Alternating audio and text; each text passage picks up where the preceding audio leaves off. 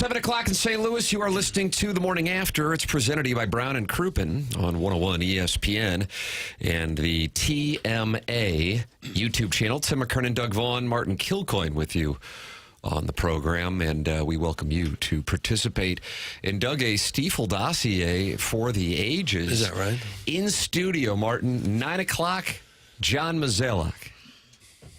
9 to 10, yeah. We're going to hold him accountable. It's sort of an exit interview. I really don't know when his last day is because right after they win the World Series. They're only 3.5 back. Okay. Well, hello.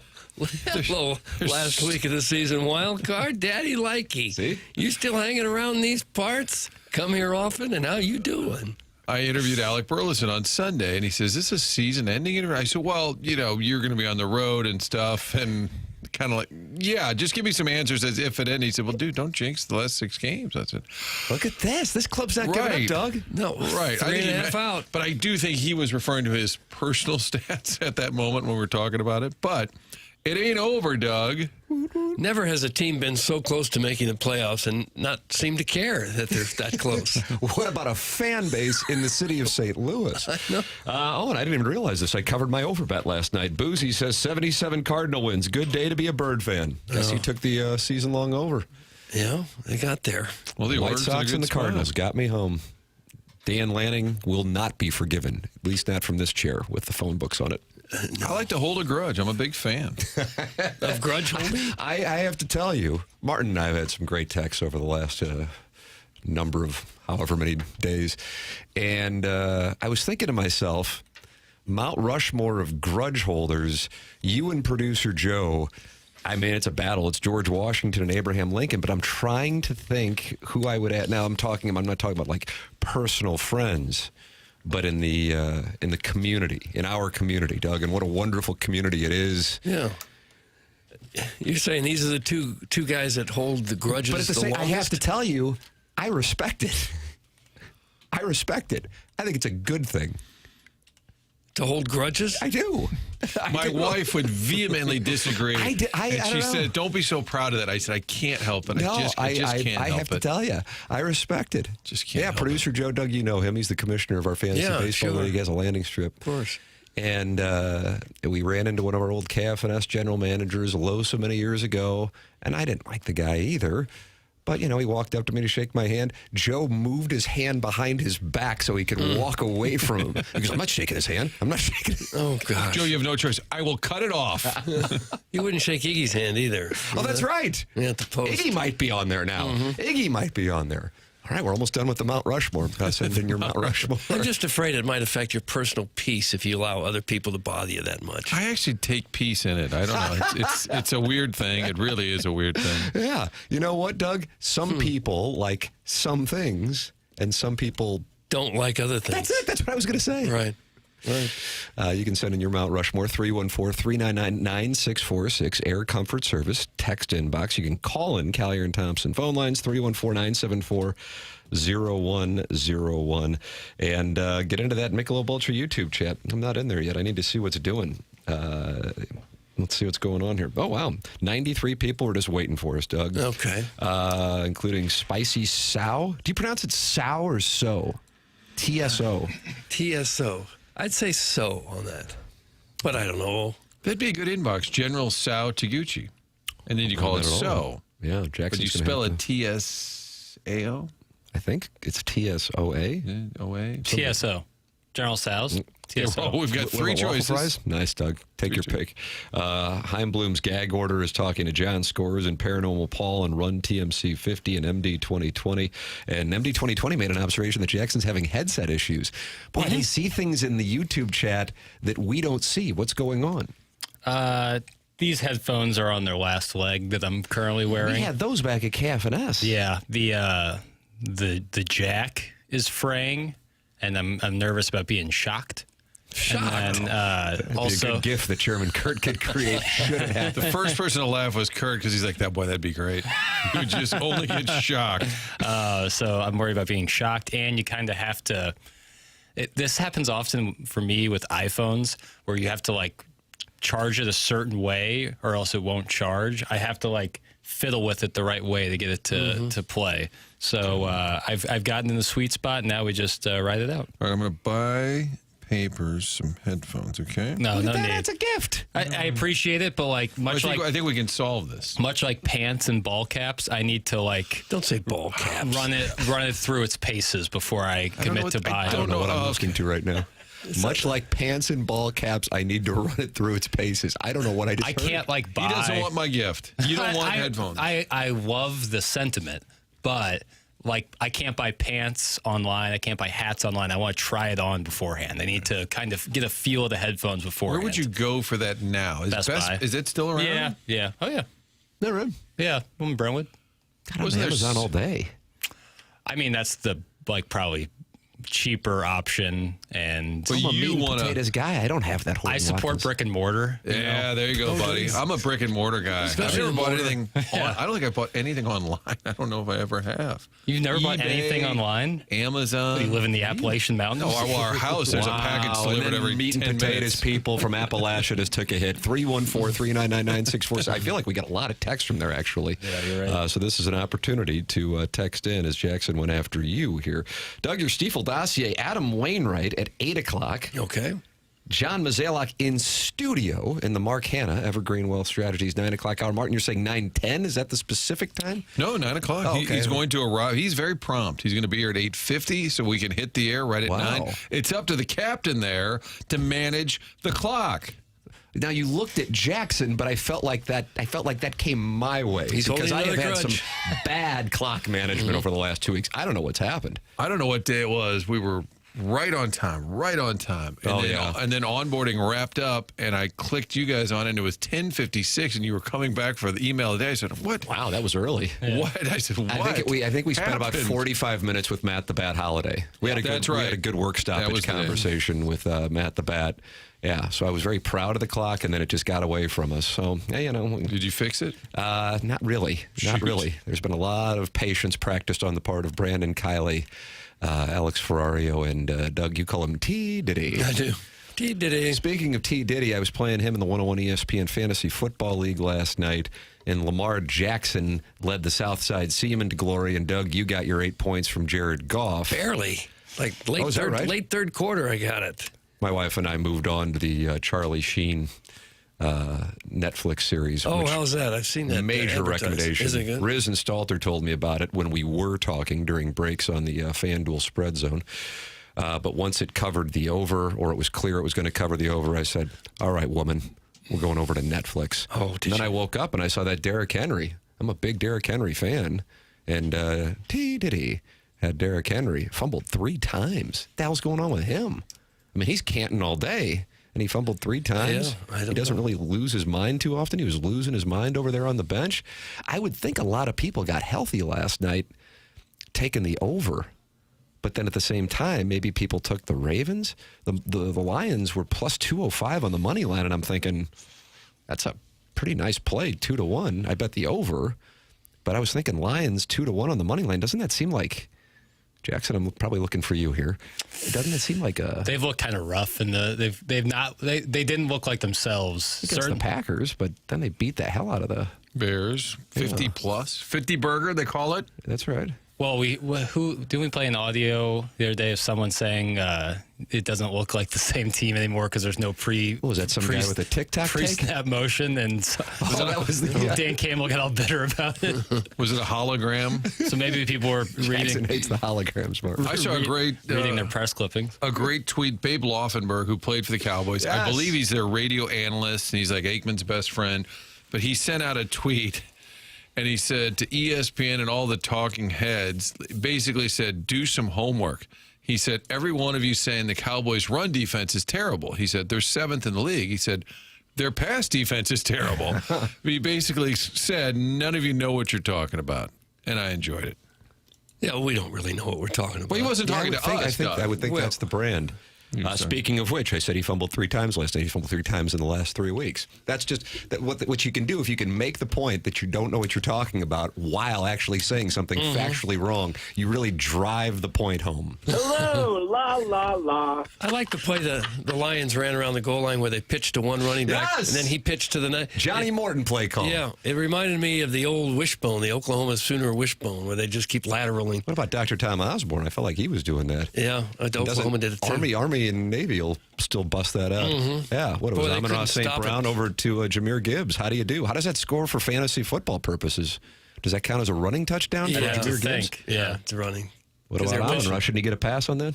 So Amon-Ra pitched it to Gibbs. Goff to Amon-Ra to Gibbs. Gibbs gets the And rushing 4 touchdown. yards to pull that off, too. Yeah, Gibbs get the rushing But it looks touchdown. like a great play around the goal line or 2-point conversion or something. They need to be more creative like that, I think. How about Offensive football in general is too conservative. How about the Bo Perbula 2-point conversion? The fake pitch, run it in there. I like Works that. about every time for Brady Cook. Colt 45 works every time. Billy D. Billy D. Williams, who I have been compared Still to. alive? Yeah, I think he's a surprise guest.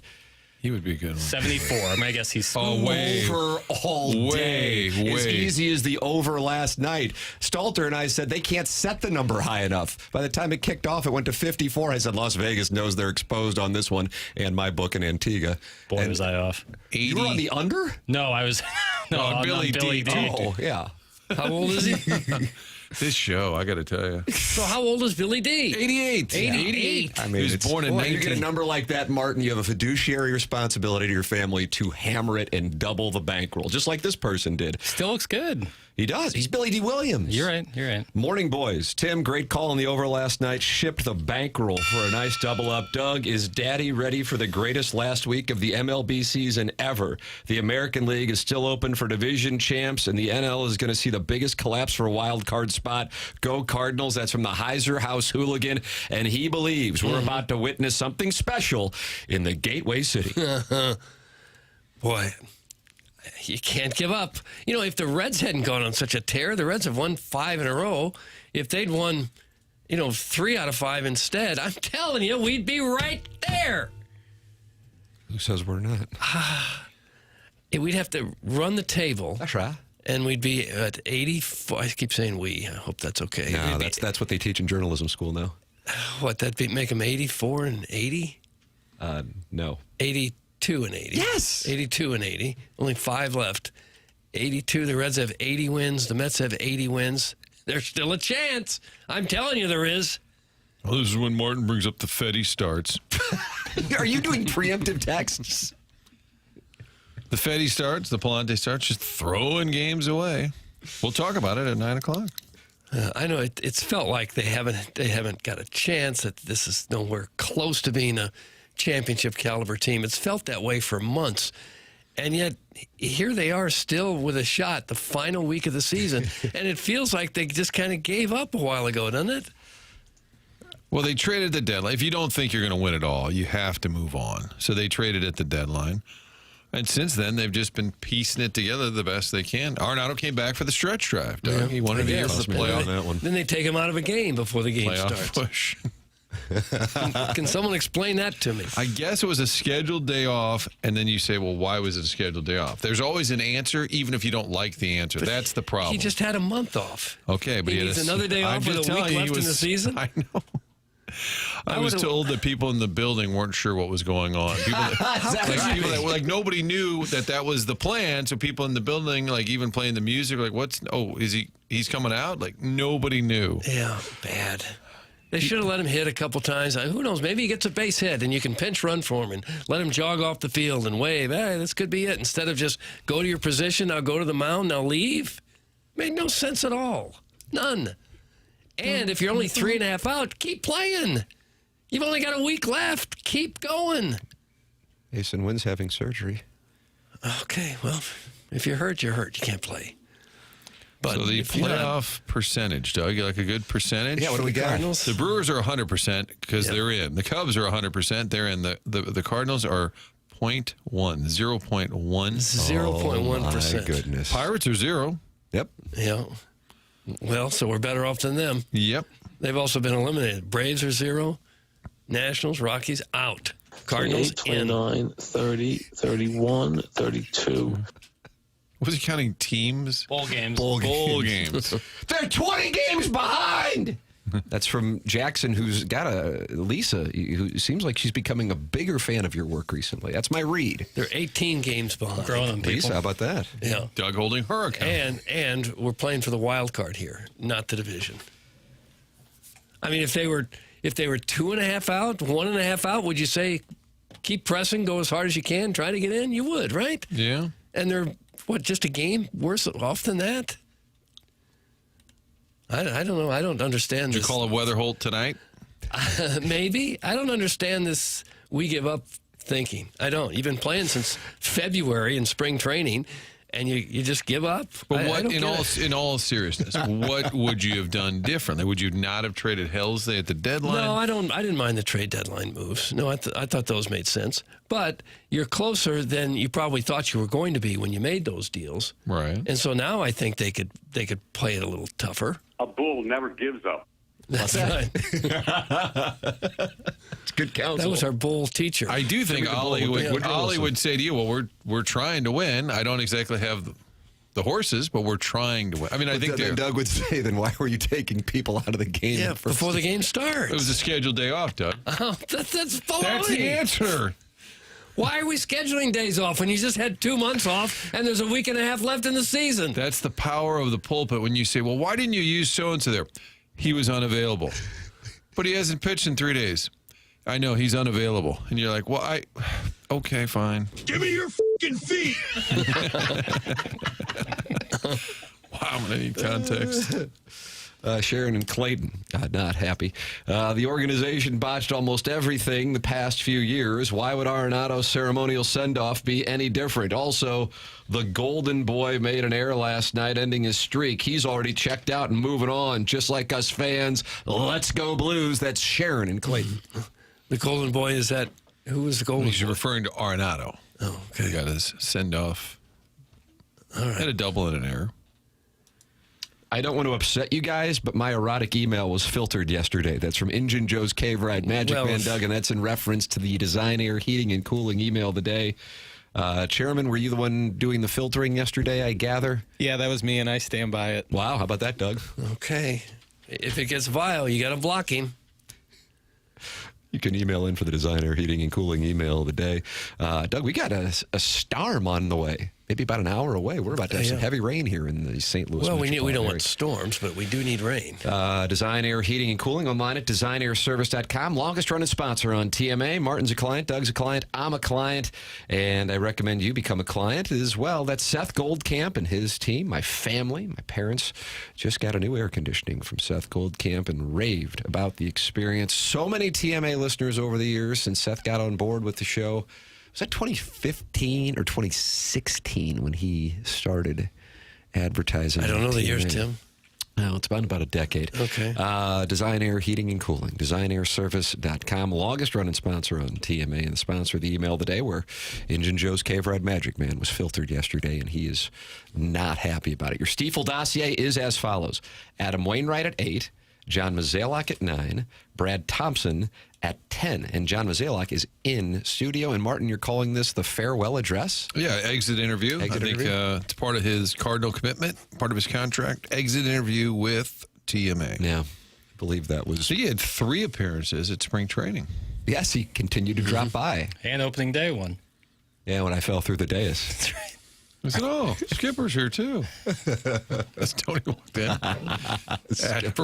Tony came by with a required question. He would do the show. What was it about the it was ARF about breakup? it was about the new charitable pet foundation that he had started. But I was confused when he said, I'll come on, but only for one question. And I said, what? And I said, never mind. I remember you sending me that, and you're like, I don't know if he means he can only ask him one question, and then he gets up and leaves.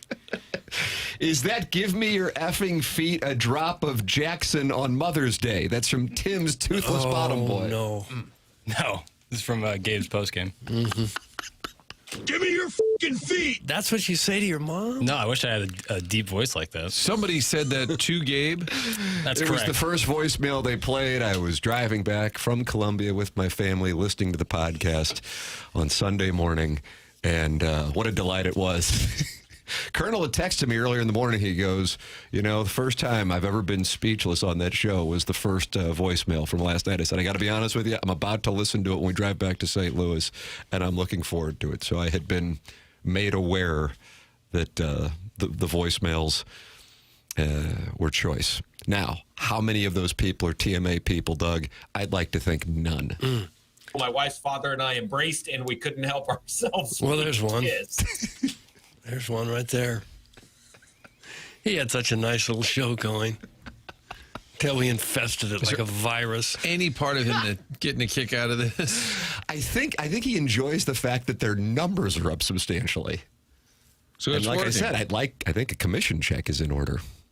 By the way, this is a brief aside, but I do want to say it. I don't know the guy. I know a lot of Gabe's audience finds him attractive. And I guess some of our audience, therefore, finds him attractive. But the guy he hired, Cody Goodwin, is doing such a great job. The column that he wrote, I guess he does a rewatch, and then he posts the GIFs of these plays that he specifically talks about. It is so well done. He does a great job on that post-game show. And in an industry, Doug, in which younger people are not necessarily flocking to it, No. I don't know why. I guess it could be the hours, the lack of leverage, the compensation. Well, they're flocking to media, just a different type of media. They're flocking to TikTok and Instagram. Right, but you can't pay mortgages with attention. And I always have. this gentleman is doing a hell of a job. And I was texting the colonel last night. I said, I haven't seen... the comparison I made, Papers? I said, you. Oh, that's so nice. I really did. I said, wonderful. intelligent, great work ethic, likable. I said, you got a home run hire there. So that guy, major recommendation. I haven't seen anybody like that in a long time. So tip of the cap. But the column he wrote yesterday, as far as if you're a college football fan, it's outstanding. Anyway, Stiefel Dossier. Adam Wainwright, 8 o'clock. John Mozeliak, 9 o'clock. And Brad Thompson, 10 o'clock. Design, Air, Heating, and Cooling. Email of the day, 10:45. Send yours in the morning after at InsideSTL.com. It's TMA 101 ESPN.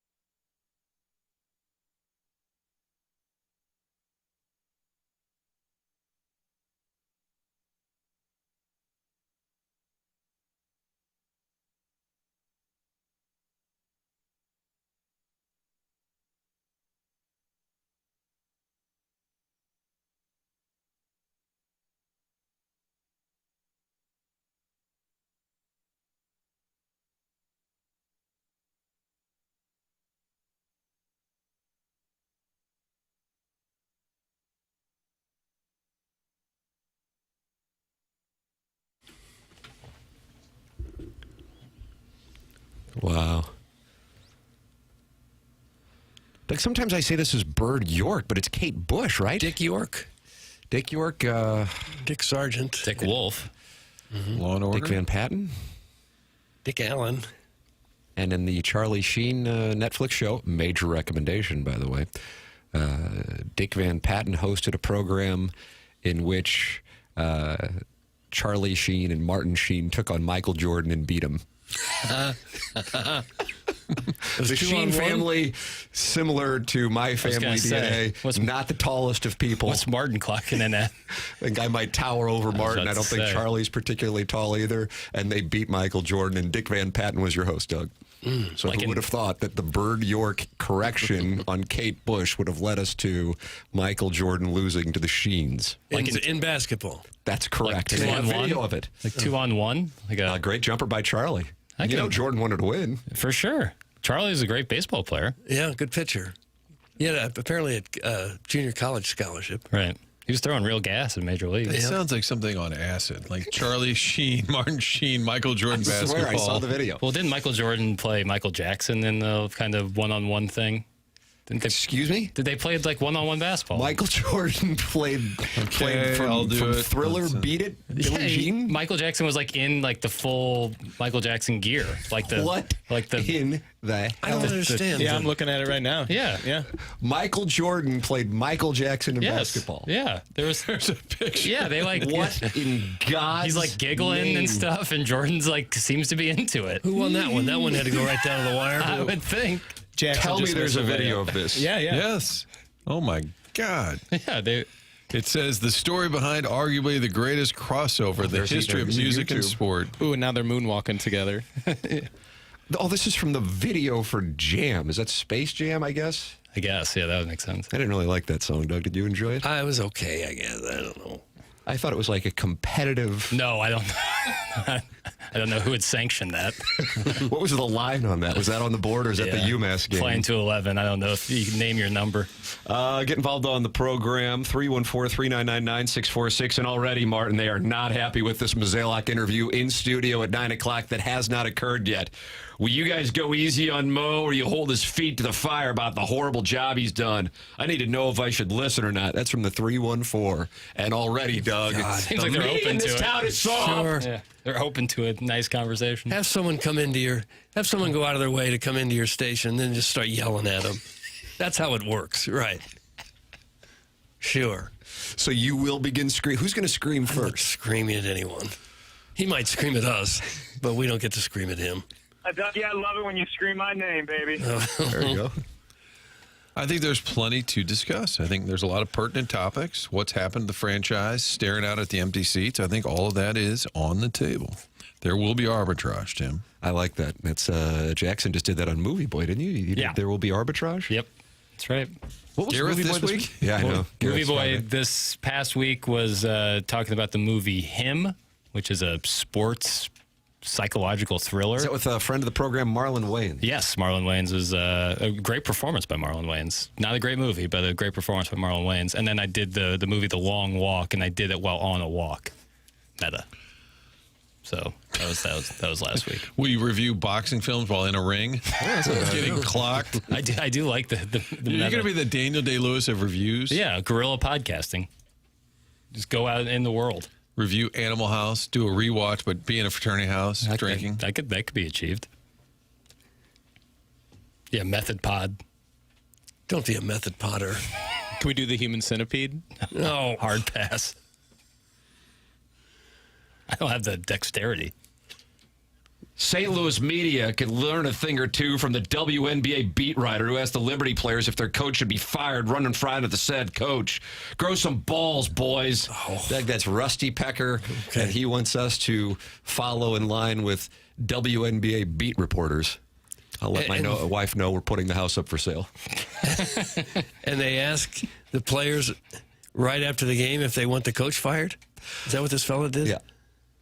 Okay. I probably won't do Was it that. Henshin that asked the question? Yeah, where is free perk? What beat is he on?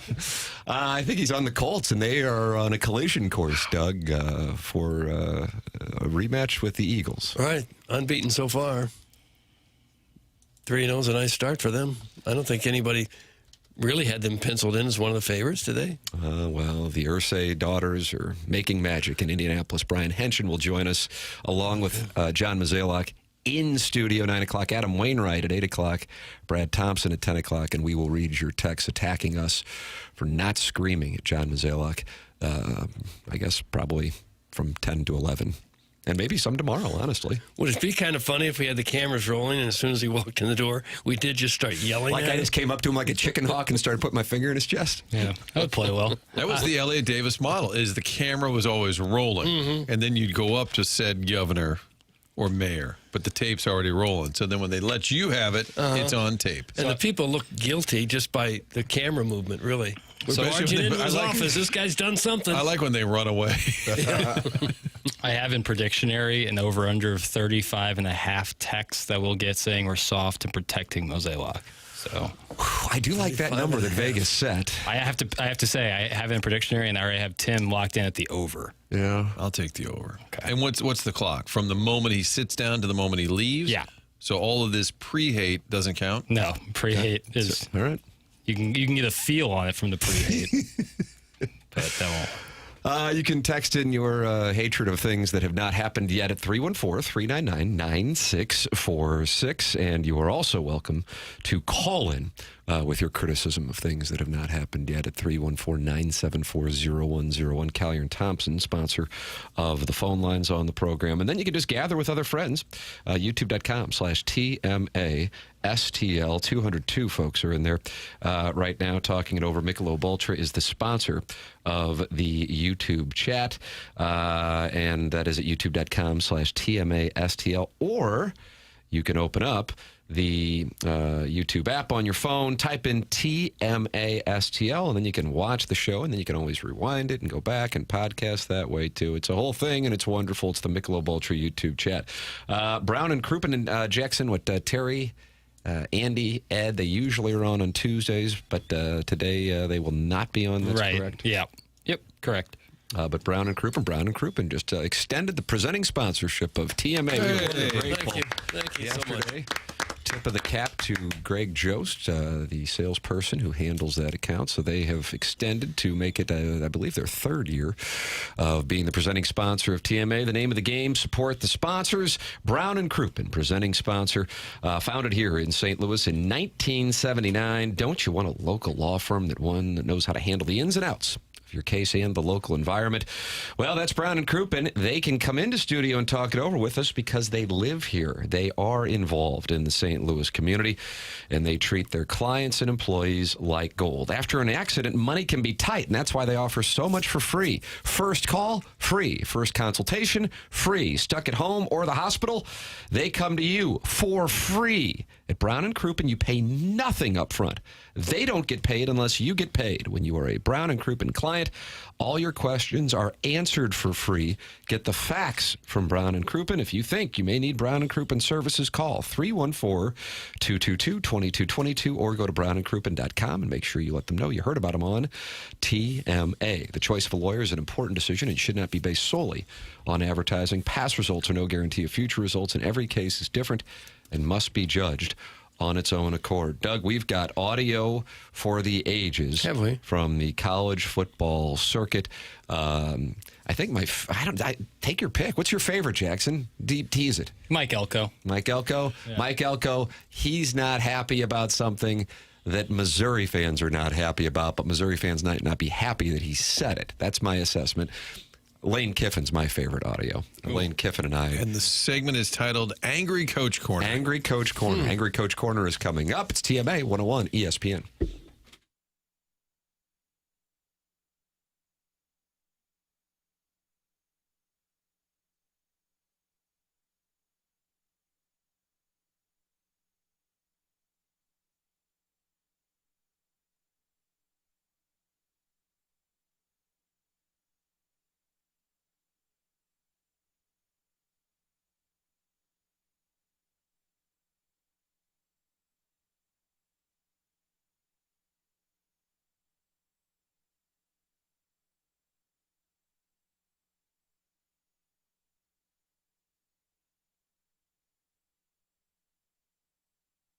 Mortgage loans can get a little complicated, but Together Credit Union is here for you throughout the entire process. As your hometown home loan provider, Together Credit Union has a home loan solution for every buyer. They have fixed rate, adjustable rate, conventional, jumbo loans, all of it, and they can explain it to you as well.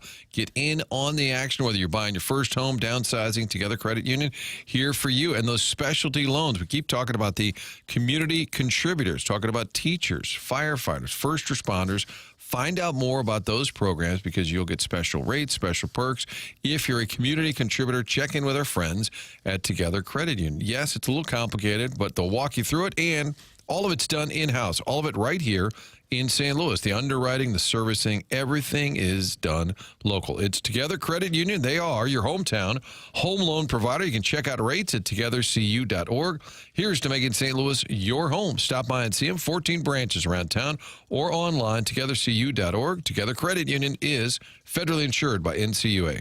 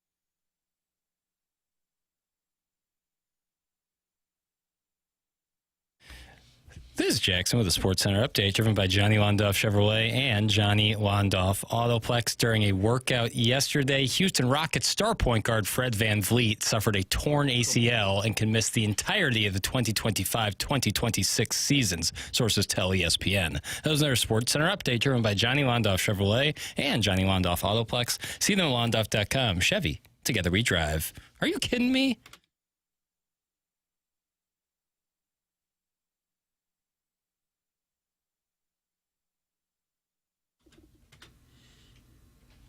Bruce Springsteen's birthday? Mm-hmm. That's our theme. Doug, how old do you think? Jackson, you nailed it on Billy D. Williams' age. But I guess you're privy to this information, so you have to recuse yourself from the guess. He's old enough that he started to look like Woody Allen. So I'll say... That's what happens in the aging process? For him, it did. But Woody Allen's looked kind of the same for a long time. Woody Allen looked 80 when he was 40. He doesn't do a whole lot of public appearances. Hasn't, but now he looks like Woody Allen. I'll say 73. My honest answer is 75. That's what I think. I think he was born in 1950, but maybe he was born in 51. I'll say 75. Oh, wow. He's 76. Oh, wow. If you would have Price is Righted me, you would have won Jackson's born in big 49. prize. 76 Bills. Okay. Wow. It's TMA 101 ESPN. The show's presented to you by Brown and Crouppen. You can watch it and talk it over with other TMA listeners. And the Michelob Ultra YouTube chat, that's youtube.com/TMASTL. Just open up the YouTube app, type in TMASTL, subscribe to the show, and enjoy the presentation. Adam Wainwright, 8 o'clock. John Mozeliak, 9 o'clock. And Brad Thompson, usually on Mondays, was not able to do it yesterday. He'll be with us at 10 o'clock. Design, Air, Heating, and Cooling email of the day, the morning after, at InsideSTL.com. That is coming your way at approximately 10:45. Martin, we're in the Stiefel dossier, and it's time for Angry Coach Corner. And I will hand this off now to the man with the heavy sweater because he is the leader in the room. His name is Jackson Burkett, and he lost on the money line of Colorado State on Saturday night at 11:30. Yeah. Here's Mike Elko talking about the 3 annual opponents. Now, for the record, it is believed to be and reported by multiple outlets now that Missouri's 3 annual opponents in the SEC, this is going to be announced officially tonight, along with their other 6 conference games in 2026. Not the dates yet. This is taking place on the SEC network, will be Arkansas, Oklahoma, and Texas A&M. That's for the next 4 seasons starting in 2026, and then the SEC will look at revamping it following the 2029 season. So a lot of Missouri fans and Texas A&M fans were surprised to see that Missouri and A&M were going to be annual opponents. Here is what Mike Elko, the head coach of the Aggies, said. Not really. I mean, it's good, obviously, that we're playing the in-state rivalry. Always good to play LSU. I guess Missouri, I'm not sure how that fit in, but, it is what it is. And so, however they did that, it'll be fine. Doug, a little dismissive. He wasn't that mad, really. They didn't get a very Are you unhappy with Jackson calling it Angry Coach's Corner? He didn't sound angry. But people are angry in response. They got kind of a rough draw. LSU, Missouri, and Texas. That's no easy game there. What it tells you is in the categories that the SEC put together, Missouri was viewed as their easy game. Tier 3. Yeah. But I don't think anyone that really thinks Missouri is going to be a pushover for the next 5 years or 3 years. Better not. Oh, what's going to happen if they are? Yeah, listen. Hey, listen. Respect your opponent. Or your opponent, like that. Or your opponent will disrespect you. Take a listen to that, Doug. Okay. Respect your I think opponent. what he's saying, and I don't think it was overly rude, it feels a little dismissive, but there isn't a lot of history there, right? I mean, I know they've played each, but there isn't a blood boiling, oh, wow, it's the Aggies and the Tigers. I think that's what he's referencing, that there just isn't much there. It's just that damn Big 12 thing that who the hell cares about that? Right.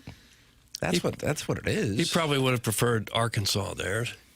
Might be a little easier W than Missouri. Closer. I just think he's like, yeah, I got to play Auburn this weekend, and I might not even be here. So, I think that, but I asking Matt Morris, the Cardinal pitcher, when they announced the plans for the new Busch Stadium, and I don't know, it was 2003 or 4, and he goes, I don't know, man. He goes, I'm not going to be here, so whatever. And I go, good answer. Now that I think about it, the way it works in college football, if Mike Elko's still there in 2029, he would have overcome quite a bit. I mean, it'd be wonderful if Eli Drinkwitz and Mike Elko are coaching against each other in 2029 in College Station. But, the way that the math works out, that isn't particularly likely. And those Aggies give out some big checks. Whew, you get fired down there. You get yourself a big Jimbo old check. Fisher enjoying things. Now, this is the one that I enjoyed the most personally, because I loathe the way that I see the SEC set up the day games versus the night games. Now, I also have to say this, from a business standpoint, totally understand why networks want the Blue Bloods, but Lane Kiffin at Ole Miss was asked about LSU and the showdown that they have this weekend and how it's a 2:30 game, just like this past weekend when they were playing Tulane. He has been vocal about the lack of night games at Oxford. He was asked about it yesterday. Here is the head coach of Ole Miss. You alluded to it in the opening comments. Next week, more likely close to a top 10 matchup at LSU. It's at 2:30 again, just like this week. Is that a time you prefer when it's that same time as the week before? Or, I mean, what do you kind of feel like when it comes to that? I'm over it. I just know what it's going to be. I told the commissioners here today, we're going to play LSU. It's going to be day during there. And we're going to go down there and it's going to be at night. So I just know what it's going to be. So it is what it is. I'm sure we'll be at night at Georgia too. So you can just mark that one in. Hey, if you just set it up that way, you won't be upset when it happens. Because you won't start to think maybe it'll be different this time. Pleasant media chuckle there. That wasn't pleasant. I noticed that. So he's wanting a night game for LSU at home. Yes, but he's saying when we go to LSU next year, we know what will happen. It'll be a night game. And he's saying when we go to Georgia, we already know what it's going to be. It's going to be a night game. So he is aware of the caste system in the SEC. If one of those teams goes on the road, they usually get to do it during the day, unless they're playing each other. There are certainly exceptions. But when an Ole Miss or Missouri, and I think they would probably be considered comparable. Jackson, would you consider them comparable in the SEC pecking order? Yes. The way that it works is Alabama comes to Columbia. We'll get you at 11 o'clock. Jaden Daniels and LSU and that dainty little Southern debutante from South Boston who grinds on recruits, Brian Kelly, will get you at 11 o'clock. And LSU now with Brian Kelly goes to Oxford and they get 2:30. Right. So that's the nature of the beast. At the same time, if I'm a network, what do I want at night? I want Georgia and Alabama at night. Right. And LSU. LSU always seems to get night games. That's what his point is. Yeah, you always if it's like a home and home, you'll get to play LSU at home at, crack dawn. And then when you go there, you have to go to Death Valley at night. Mm-hmm. It's like, yeah, you get it. But at the same time, aren't we trying to have a competitive balance here? Aren't we trying to... It's a business, though, and that's the reality. It seems to me Ohio State plays in the afternoon all the time. We've talked about that. We have talked about that. Their boosters, the ones who move the dollars around for them, prefer the day game, so they aren't driving home at night. Yep. That's really it. That's the only stadium where people have to drive home after the game. That's the only one where whoever it is, whatever guy driving like his boat-sized Cadillac back to Cleveland or Cincinnati, that guy must have some real cash. I would say, where's the PJ? But that's one of the things when they talk about, because in the Big Ten, that big noon thing, Martin, and I know it's great. I want to make sure. For sure. The caveat that all things on Fox 2 are great. Exactly right. Other than that, Tim, please proceed. Yeah, absolutely. They're not too pleased when their biggest games are usually 11 o'clock kickoffs Central Time. Including this week, Michigan. Though, they get Penn, exactly right. Penn State and Oregon, however, is on NBC, and that will be right at the exact time of Georgia and Alabama this coming weekend. Jackson, also the local programs kind of got cucked yesterday by other coaches. Both Kurt Signetti in Bloomington and Lance Leopold, or is it Leipold or is it Leopold? Is Keith from Milwaukee going to call in?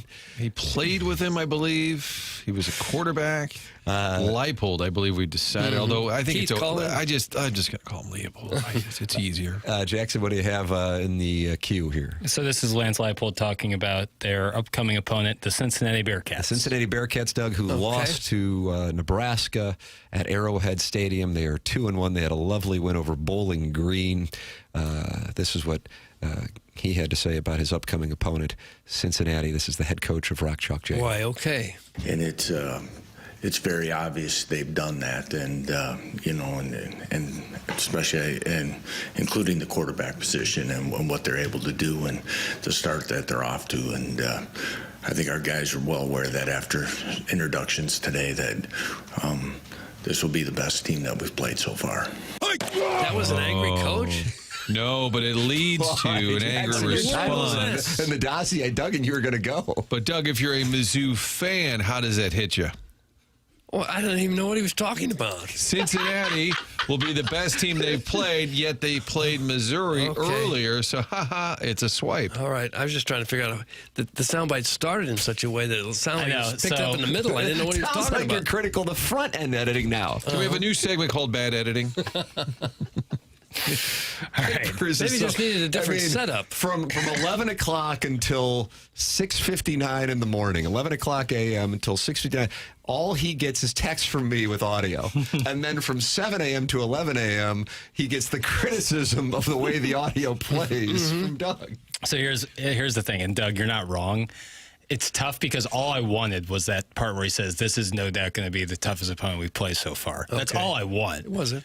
But I don't want to leave people with no context. No. But I don't want them to also have to listen to a minute of Bearcat breakdown. No, we don't want that. So I tried to bridge the gap and, again, just lead you to that last point he made. Okay. So here we are talking about the editing of it instead of the content. It would have taken less time to play a longer clip. Sometimes we need a set-up sentence that says, he's knee-deep talking about the Bearcats roster when he said this. Okay. ...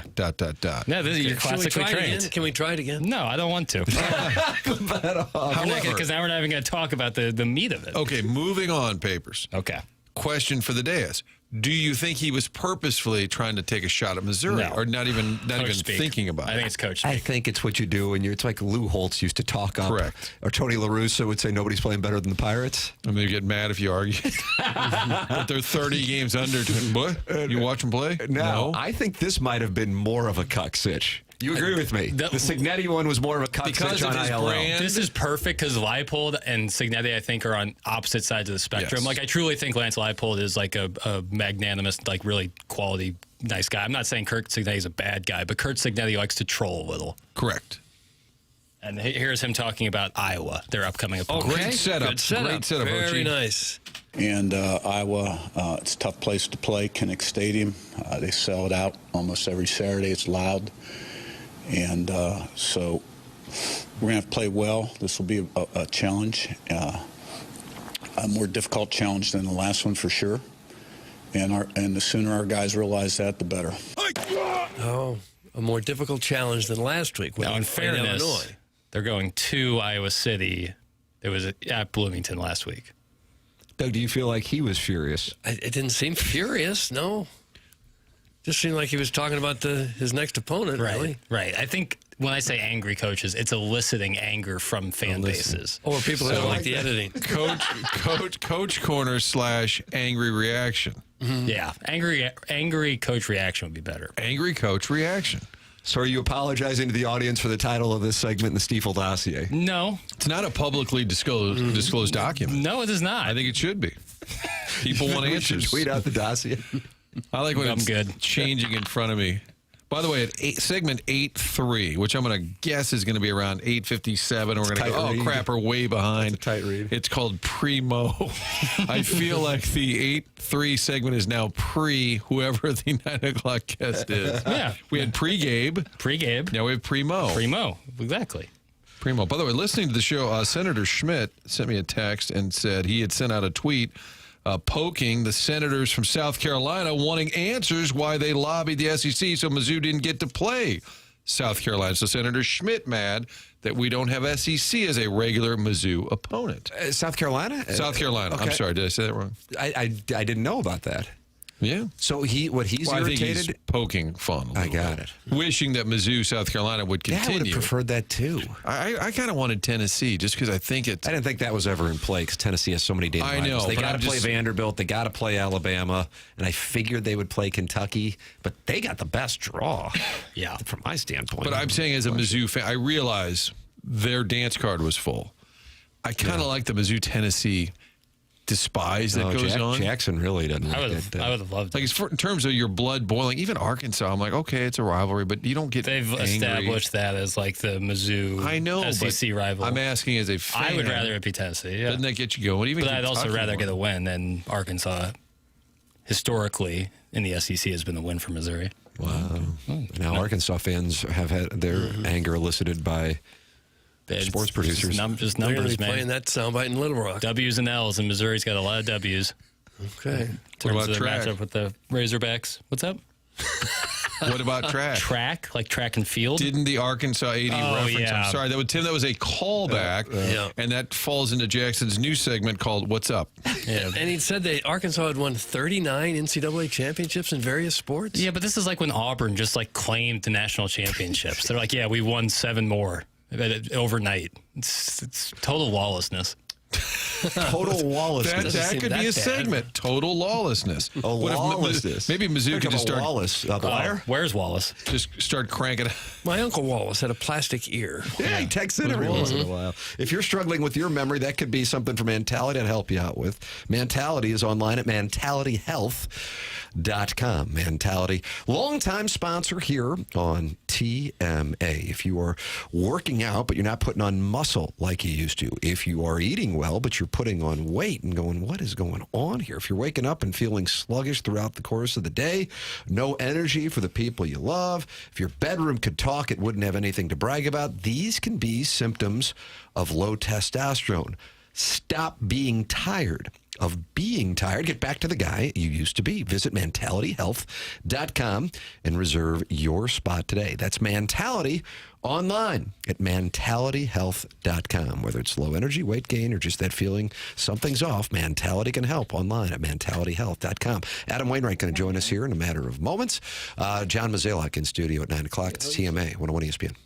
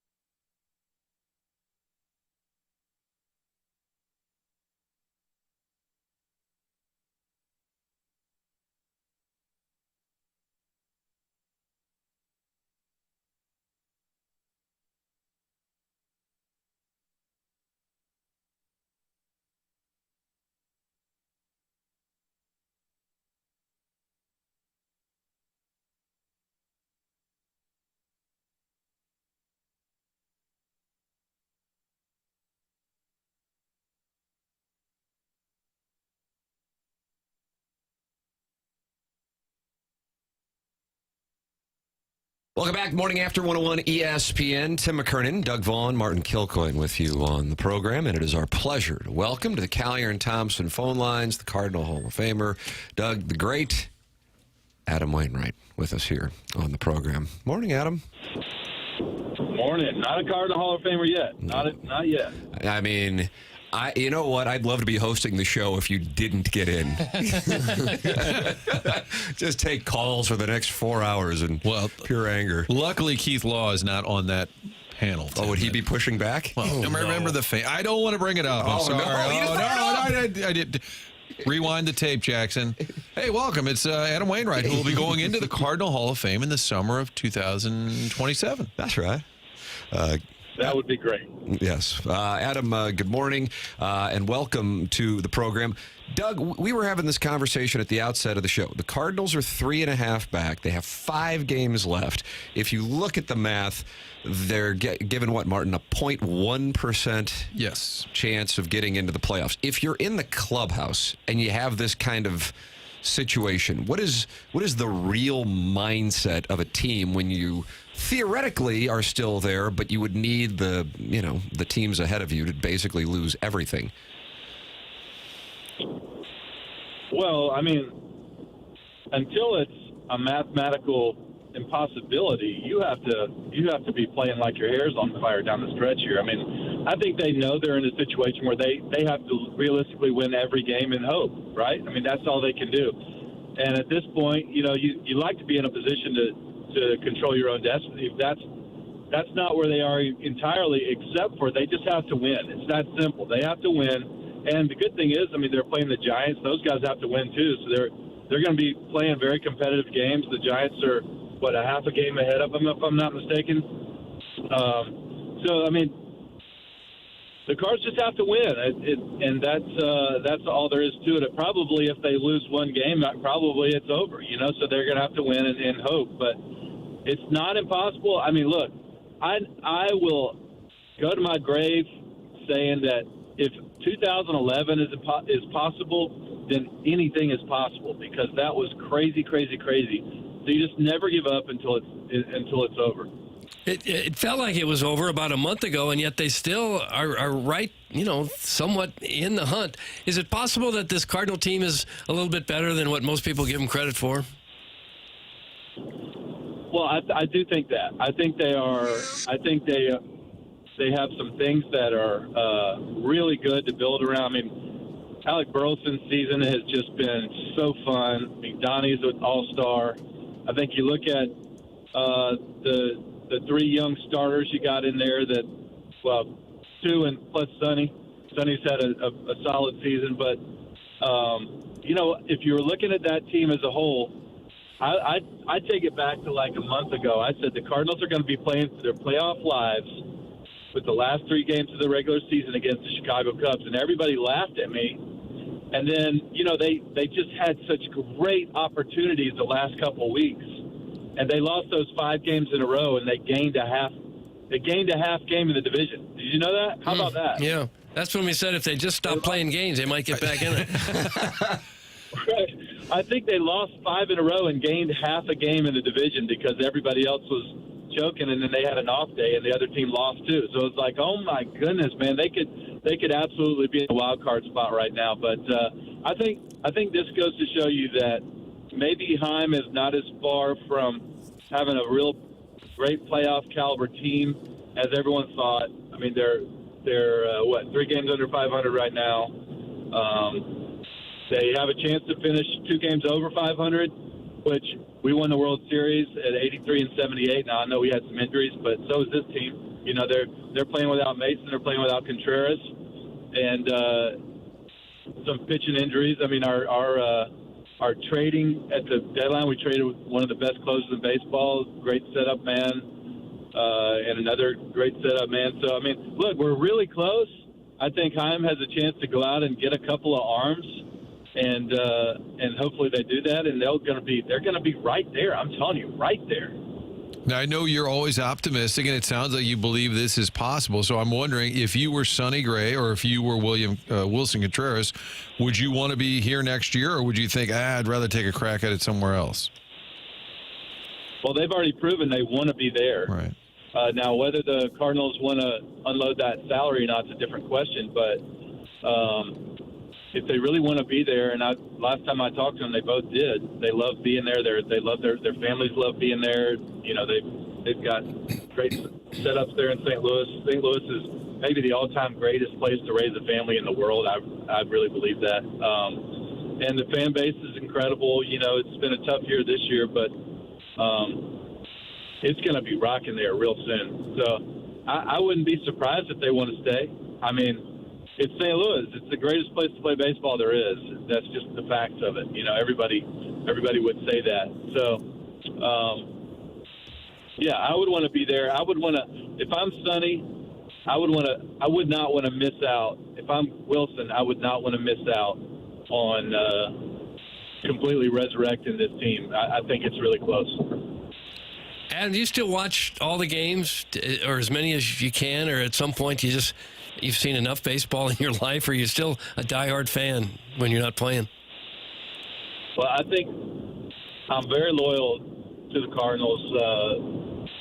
I'm just, you know, you got me for life. So I probably watch about 3/4 of the games.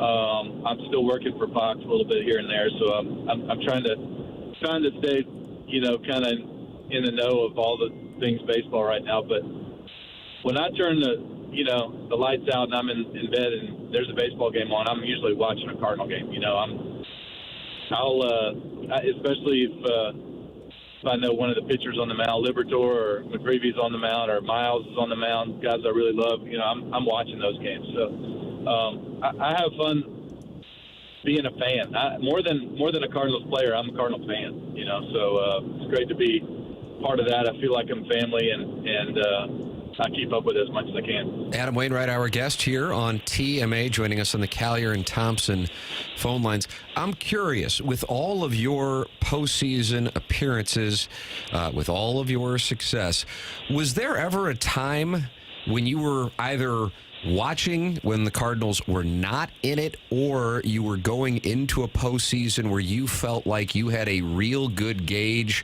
on whether it be an advantage for the Cardinals, perhaps a disadvantage for the Cardinals, or if you and your teammates perhaps said, man, that team over there, whether they be in the American League, an opponent of yours or otherwise, that's the team that is going to be incredibly tough to beat. The reason I ask that is it strikes me that the Major League Baseball postseason now is more of a tournament with a lot of upsets and really difficult to handicap. And so I'm trying to gauge from a player's perspective who played in so many postseason games, if you guys have a sense of how things will play out. I don't know if you have a sense for how things are going to play out, but you definitely have a sense of who's going to be very tough if they get into the postseason. A couple years ago, when, what was it, 2022, I think, we played the Phillies in the postseason. Right. And in September, I believe we played them as well. And I remember, I think we swept them. But we left that series in September going, if that Philly team gets in, they're going to be a force to be reckoned with. And if you remember, they beat us. They beat the Braves that year. That was a dangerous team. Just because you knew they had Zach Wheeler and Aaron Nola and Christopher Sanchez, all those guys were Ranger Suarez. Those guys were throwing the ball so great. But, you know, that offense is just dangerous. Any time it could take off. I think in 2011, I was looking at our team, and I knew that if we got in, here's why. I knew in 2011 if we got in, we were going to have a great chance to win, if not win it for sure, because we had three big guys in the middle of the lineup, and that's if you look at World Series teams around baseball every single year, they have a couple of great starters, they have a great bullpen, and they have three big guys in the middle of their lineup. In 2006, Roland, Edmonds, Pujols. In 2011, Pujols, Holiday, Berkman. Great accompanying pieces as well. But you look at the Phillies, Schwarber, Harper, Realmuto, Castellanos and Turner. Yeah. Castellanos, Turner. They got the whole thing. So, I always look for those three things. So if I was going to look at the Cardinals team and compare that to kind of go back to what your comment was or your question was earlier, the Cardinals, do they have three big guys in the middle of their lineup? Probably. I wouldn't say they have three big guys in the middle of their lineup, right? The three guys that could change the outcome of a game with one swing of the bat at any moment against any pitcher. I don't know if they have three of those. They have some great accompanying pieces. They have. I don't know what they have in the middle of that lineup, but they have some really good hitters. I don't know if they have three big guys, and you need two starters, at least two, going into postseason that you go, we're winning that game when they take the mound. Doesn't matter who the other guys on the other side. We're winning that game when that guy takes the mound. Do they have two of those? I think McGreevy could be one of those. I do think Liberatore could be one of those. So it's yet to be seen. Sonny could be one of those for sure. You have a good bullpen? Man, I've been very impressed with these young pitchers. I mean, Swanson and O'Brien out of the bullpen, they have some great young pieces in the bullpen. So, man, it's going to be interesting to see. But do they have three big bats? That's what I want to know. As a pitcher, when I face a lineup, three big bats in the middle of the lineup complicates things. John Mozeliak's going to be here in studio in the 9 o'clock hour. He has said on record his biggest regret was the Ozuna trade. They were chasing an outfield bat for a while. They did it with Hayward, then with Ozuna, and he said trading Gallen and Alcantara is his biggest regret. If those two were here, you think the last 10 years, you think, is that enough of a difference that it would have? How big of an impact do you think that would have been? Well, I mean, obviously Sandy was a Cy Young winner, but you never know how those things are going to shake out, because if I would have stayed in Atlanta, I probably almost certainly would have never been the same pitcher as I was when I went to St. Louis. I got a fresh start.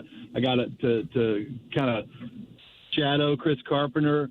I don't know if I do that over there. I had some great guys but I'd kind of muddied the waters with my reputation over there. It wasn't great. So you just never know how that's going to turn out. But you have to think back. Everybody was on Mo about getting a bat. We need a bat. We need a bat. We need a bat. And Ozuna just came off, I think he was second in the MVP. So you're talking about a guy who was a game-changing bat, and we needed a game-changing bat. So would I have looked back? Would I have traded everybody in the entire farm system except for Sandy? Yeah. I could see trading Gallen. He's a great pitcher, but those 6'6" guys that throw 100 miles an hour that are sinking, those don't grow on trees. I probably would have traded almost anybody except for Sandy. But look, he had to get a big time bat, and he got a big time bat. And I think if you look at some other trades you never know, especially when you're trading prospects, if they're going to work out. When we traded Nolan Arenado, everybody thought that was the greatest trade in the world, and I still think it might be one of the greatest trades in the world, because we traded five guys, and Austin Gomer's done okay over there. I think Montero's, I don't know, he's okay, maybe in Japan or someplace, but I couldn't name any of the other players that we traded for him. You just never know how that's going to turn out. I mean, he might have traded 5 Sandys, who knows, but that's not how it worked out. So, yeah, I mean, looking back, if Mo would have said, hey, do you think we should trade Sandy? I would have said, take half my contract away. Do not trade Sandy. Do anything to not trade Sandy. But that's just the nature of the business. He needed a bat, and he got one. I think we followed up via text about the golf outing. It was the Cardinals versus the Blues. I think John Jay was there, and Pronger might have been there. And then it was I've had differing views on who won that little head-to-head. It was at Log Cabin. And did you get clarity on who won, and then hang in with Jack Nicklaus, if you could give us some insight? Yeah, that was a great night. That was such a fun night. And I mean, are you asking who won between the Cardinals and the Blues? Yes, because the Cardinals won. Okay, I feel like I might have heard from the other side that it was unclear. Okay, I don't know. I just wanted to be sure. Okay, that sounds like a Pronger vehicle to me. I'm not naming names. I'm just okay. So the Cardinals won. Okay, Look, if you have if you have one side saying, I think it's unclear, and one side saying, no, we clearly won. That's a good tell. You know, if the other side's not arguing, no, we won, you know, and they're like, I don't know, it's unclear. They lost. You know what I'm saying? So, but that was an incredible night. It was we had a lot of fun. It was a really cool venue. I've never played with glow balls before. That was really fun. So I tell you what, though, some of those guys had some good swings.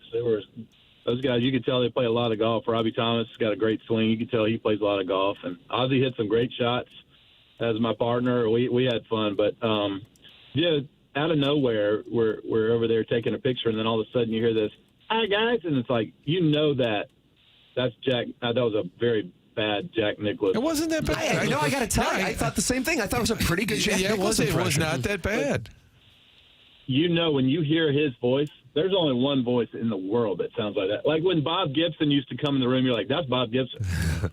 You know, that's Bob Gibson. And when he walked in, or we all of a sudden stand, they're like, yeah, we got a surprise. He's like, hi, guys. I'm like, oh, my goodness, that's Jack Nicklaus. And it's really neat sometimes when you're up against or up next to arguably the greatest that their craft to ever live. I mean, I'm a Tiger guy. I grew up in the Tiger era. No one will ever be better than Tiger. But you have to at least include Jack in that conversation, if not ahead of him. So to see him, to hang out with him, I got to speak to him a little bit because my music producer actually produced a song for Jack Nicklaus as well that Jack sang for his wife. I don't remember, for a birthday or something. So we had something to talk about. But he was a great man, and man, cool to be around. I got to find audio of Jack Nicklaus singing. I don't know. Who knew? Adam Wainwright. Yeah, I don't know what that sounded like. Well, give us a sampling because you do such a good Jack. Now you need to do an impression of him singing. No, I actually did a bad Jack, and I would do a worse singing. Okay, that's fair. Adam, Big League Impact, the passion and the way that it has been so impactful in St. Louis with so many different events. Recently, the fantasy football draft. BigLeagueImpact.org is where our audience can learn more. What is on the itinerary, and how is the fantasy football performance so far early on in the season? Well, we had a great draft that day at Busch Stadium. The guys in the league so far have put it to me. I'm not going to lie. They have. I've had a couple of bad weeks. Of course, I had C.D. Lamb in my lineup this last week, and that really hurt me. I had Bijan Robinson in my lineup, and he only, he did okay. I had Saquon, and Saquon was the one that he had like 8 or 9 points, but C.D. had a 0.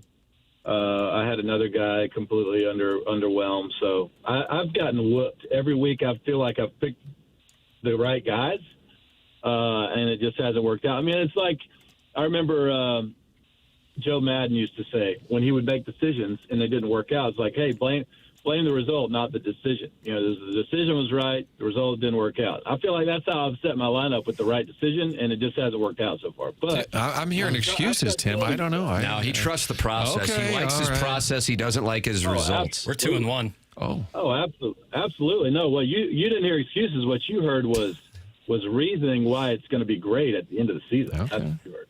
Man, gosh, this guy's so optimistic. I need a slice. Tim, you need a big slice. I need a little slice of this. Yeah, we would bring him down if we were around Adam too much. He's always glass half full. Adam, always enjoy the conversation. Thank you so much for taking time out of your morning to join us, and we'll look forward to talking again soon. Okay, thanks, guys. That's Adam Wainwright with us here on TMA, joining us on the Callier and Thompson phone lines. I enjoyed the Jack Nicklaus. As soon as he said, I'm like, I know what he's doing. Like Jack Nicklaus's voice in the distance. You turn around, you know it's him. Nicklaus is surprisingly not very tall. Kind of a short guy, because he was a bomber back in the day, using those little wood clubs and everything. Is that a 2-iron he hit at Pebble Beach on 17? He hit everything. If it was in the bag, he could hit it. And to think that, with technology, is how much it has helped the game now and players. And he's back in the Stone Age of golf in his heyday in the 60s and 70s, and he was still hitting it 8-ton. We are at peak anger, which is perfect with John Mozeliak coming in at 9 o'clock, Martin, in the Air Comfort Service text inbox. They're mad at us for Adam Wainwright being positive about the Cardinals. They're mad at us because Adam Wainwright is positive about the Cardinals. Okay, well then we just learned, don't blame the decision, blame the result. Nice, I like that. Trust the process. I think it really is possible that the Cardinals are a little bit better than what we give them credit for. I don't think it's a good team. It's not a great team. It's not a playoff team, but it's not the worst team that's ever come down the pike either. And I kind of get the feeling that the fans are kind of in that mindset that we've never been this bad. This is horrible. We're not going. We're not going to watch or anything. And I think they're a little bit better than what we give them credit for. Go give us a Slurpee because, hey, we're trying hard. That's my honest assessment. I don't think it's a great team. I don't think it's a playoff team. But I don't think it's the worst thing I've ever seen either. Well, This town's soft. Harrison's brother Master does not agree with you. No, I'm sure not. The Cardinals are 20 games out of the division. They are not close. What are we doing here? That's from Harrison's brother Master. And that's on the heels of great question, Martin. Irrelevant, off subject. Stop talking. What question was that? Must have been about Nicholas, I'm Jack guessing. Nicklaus. I thought that was something of note. But Harrison's brother, excuse me, Harrison, the brother, seems to be a master of something. Great question. Irrelevant. Off subject. And he liked it so much that he sent it 3 times in a row. Just to make sure that you'd read it. It's called Begging to be Read. What does Adam Wainwright know about baseball? He only played at the highest level for 20 years. That's from the Pope. And his personality has kind of been out there. Off-putting. You know, like he's like a really positive, wonderful guy. And so if you thought he was just going to rip the Cardinals for 15 straight He's minutes. always positive. Remember Goldschmidt last year in the tank? He's like, oh, he's about to turn it around. I can see it. That's just how he sees it. Right. I'm so envious of that. Because it wouldn't work in sports radio. Hey, Adam, the Falcons suck. I'll hang up and listen. I don't know, man. I thought they ran the ball. Like, you just wouldn't break Nobody's it. playing better than the Panthers. You're not going to break them. I'm not sure it would work the other way in sports. You couldn't constantly be negative thinking this is not going to work. We're going to lose. I don't feel great. That wouldn't work. You don't become a superstar athlete with that attitude. You don't. Walking in every day. Like, Adam, how you doing? Terrible. Yeah, This team sucks. terrible. Well, it's mid-April. We got a ways to go. If you hated it, if you were that down on it, you probably wouldn't put the effort needed to get to that level. All these text inbox toughs would stutter and cower if they talked to Adam Wainwright and John Mozeliak in person. Go back to your drive-thrus.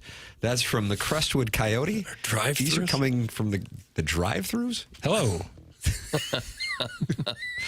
Doug, Mount Rushmore of drive-thrus real quickly. I guess you got to put Sonic right there because that's, it's a wouldn't drive-in. Chick-fil-A be Has George to be. Washington? Has to be. Chick-fil-A is the George What are we Washington. referencing now? The process? Efficiency. Efficiency. Was it rallies that always had the double wide kind of? Could never figure out which one to go to. I agree with that. Yeah. And you pick the wrong way. You have to reach over your car. I went to White Castle, and when I pulled in, Doug, now this was a little later, you might be surprised to hear in the evening, the gentleman greeted me by saying, what do you want? And at that moment, I thought I probably wasn't going to get the best treat. How about the one that says, cluck, cluck, save a buck? Which one was that? Raising Cane's. Raising Cane's. Oh, yeah, right. Yeah, yeah. Some French fries and gravy, sir. Cane's has got it down because did you want the chicken tenders or the chicken tenders? Right. Perfect. Can't screw up the order. Right.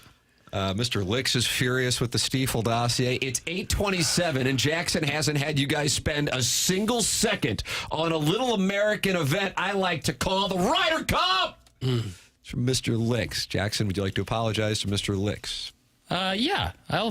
No, actually, never mind. No, don't I'm not going to apologize. There's no real news on it yet. You know, like it'll start and I'll watch, and I can't wait. It's my favorite golf event, but you know, it hasn't started yet. All right. Okay. So it doesn't sound like Mr. Licks will be receiving the apology. I'll be locked in on it if that's what you want.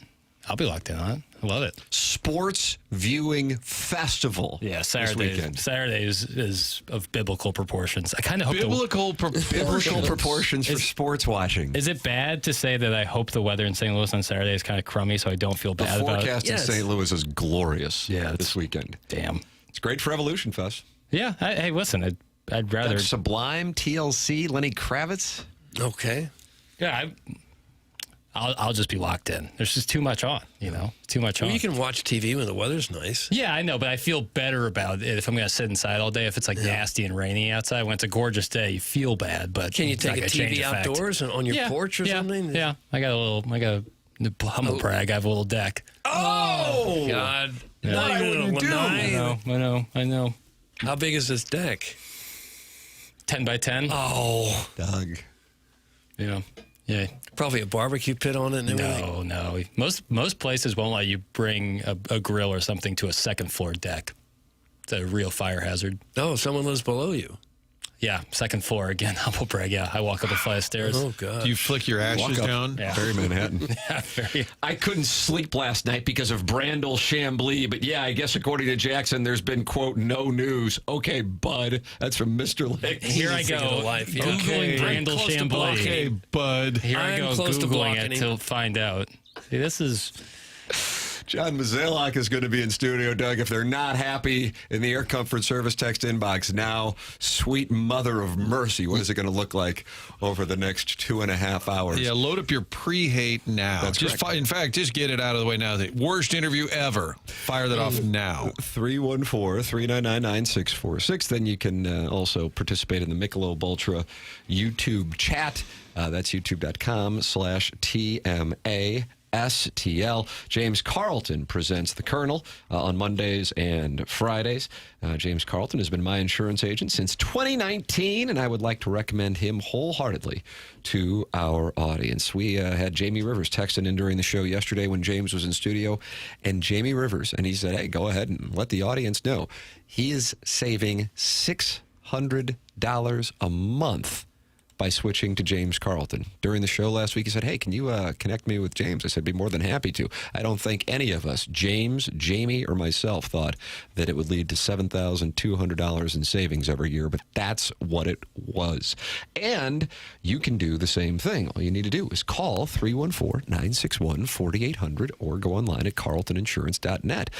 2 minutes on the phone with somebody in James' office in Webster Groves could wind up saving you a lot of money. It's 2 minutes worth saving $7,000. I would think most people would say yes.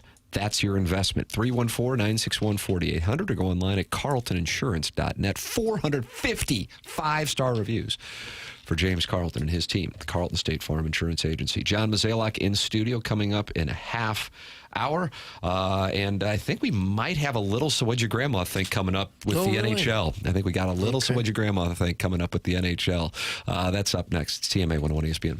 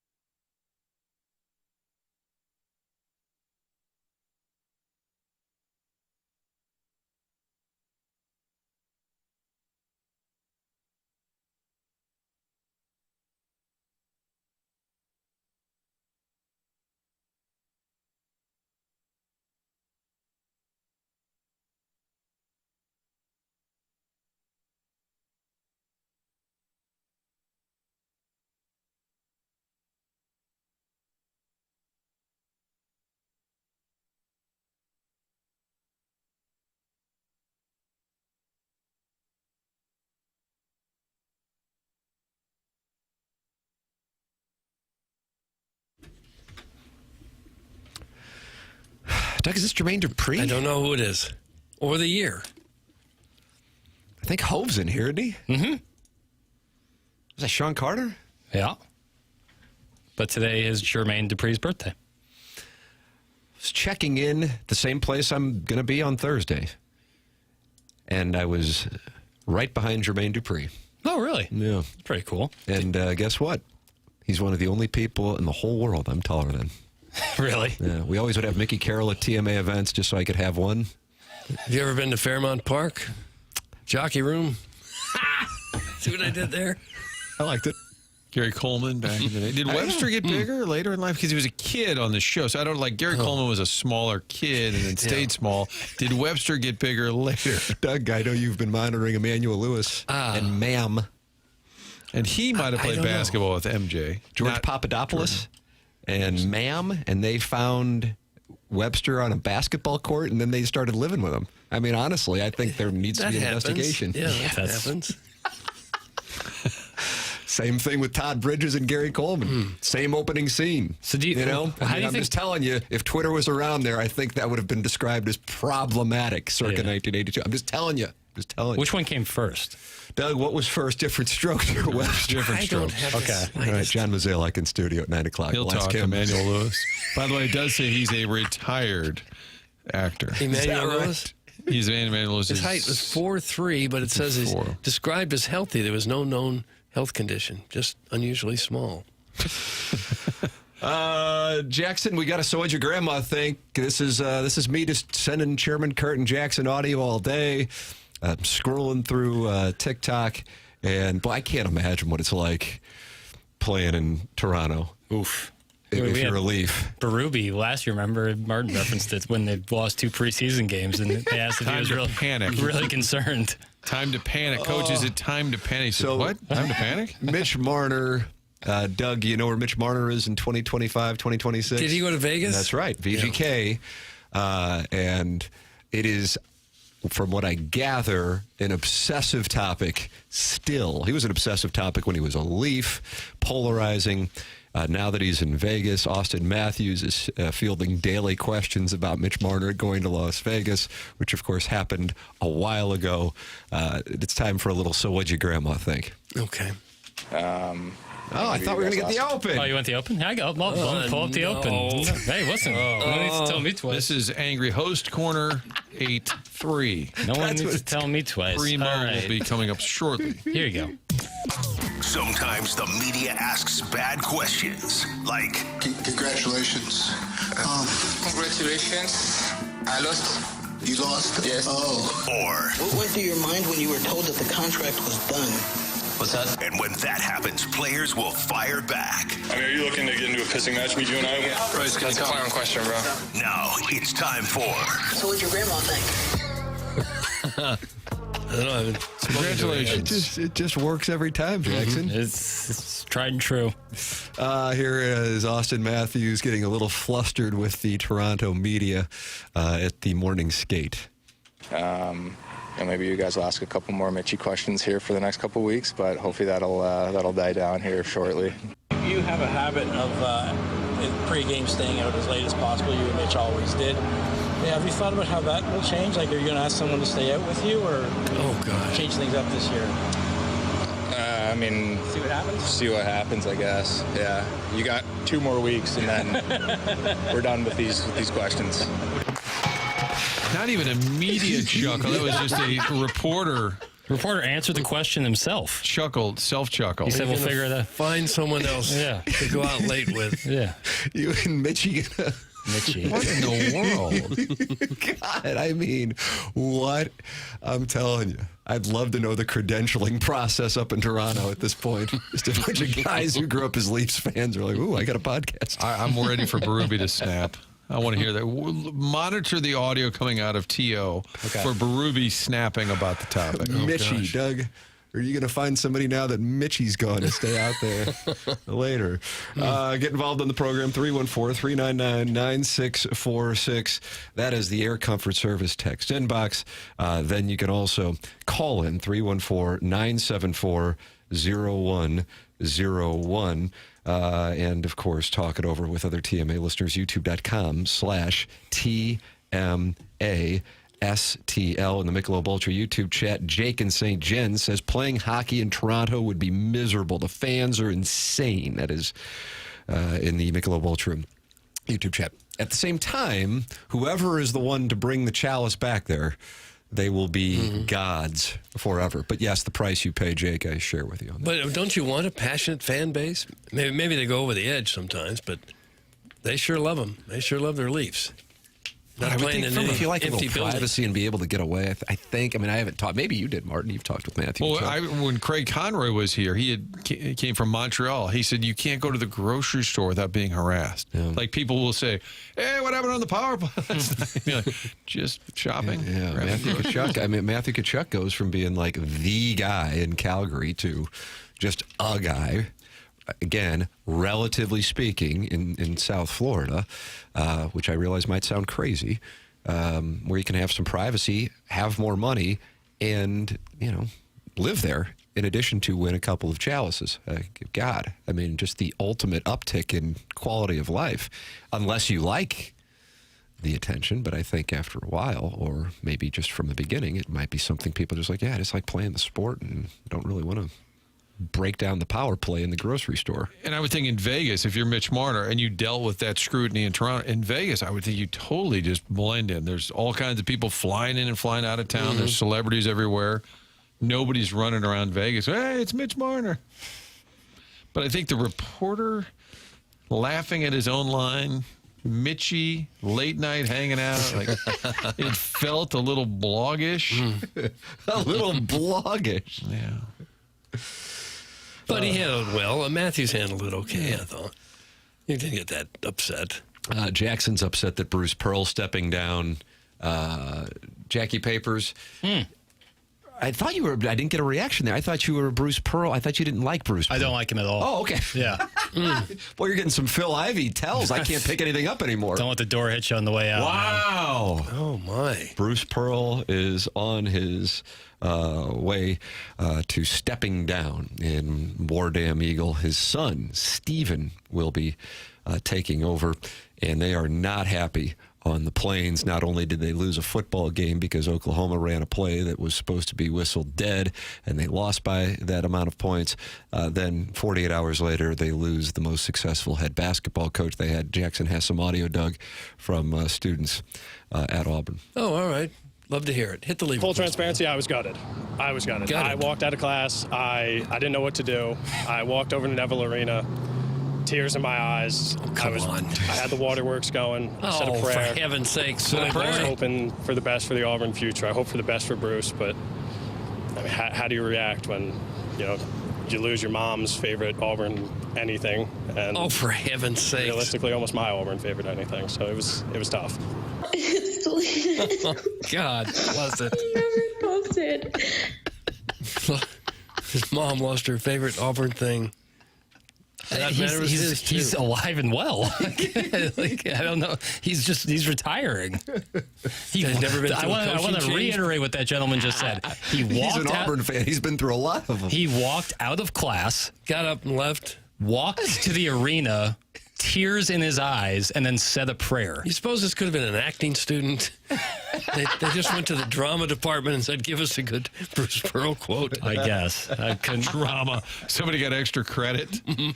That was really strong. Can you imagine being that professor? I mean, someone asking him what happened to your student. I don't know. He just left crying. It was his mom's favorite thing, and it might even be his favorite thing. Yeah. Bruce Pearl comes off as kind of smarmy and sketchy, but the people that play for him love him, and the fan base that he coaches for, they seem to love him. The guys who work around him and cover him, they all seem to like him. From a distance, he's kind of an easy guy to dislike. I don't know why that is exactly, but... Oh, wow, you're going to activate ILL fans. Deion Thomas. Mark. Yeah, the Deion Thomas thing? Okay, but I'm sure there's a lot of coaches that have been caught up in recruiting. Well, he ratted out Illinois, supposedly. Taping calls. And then at Tennessee, he got a little sideways with the NCAA back when they mattered. Which the NCAA said it would have been a minor case if he didn't act the way he did.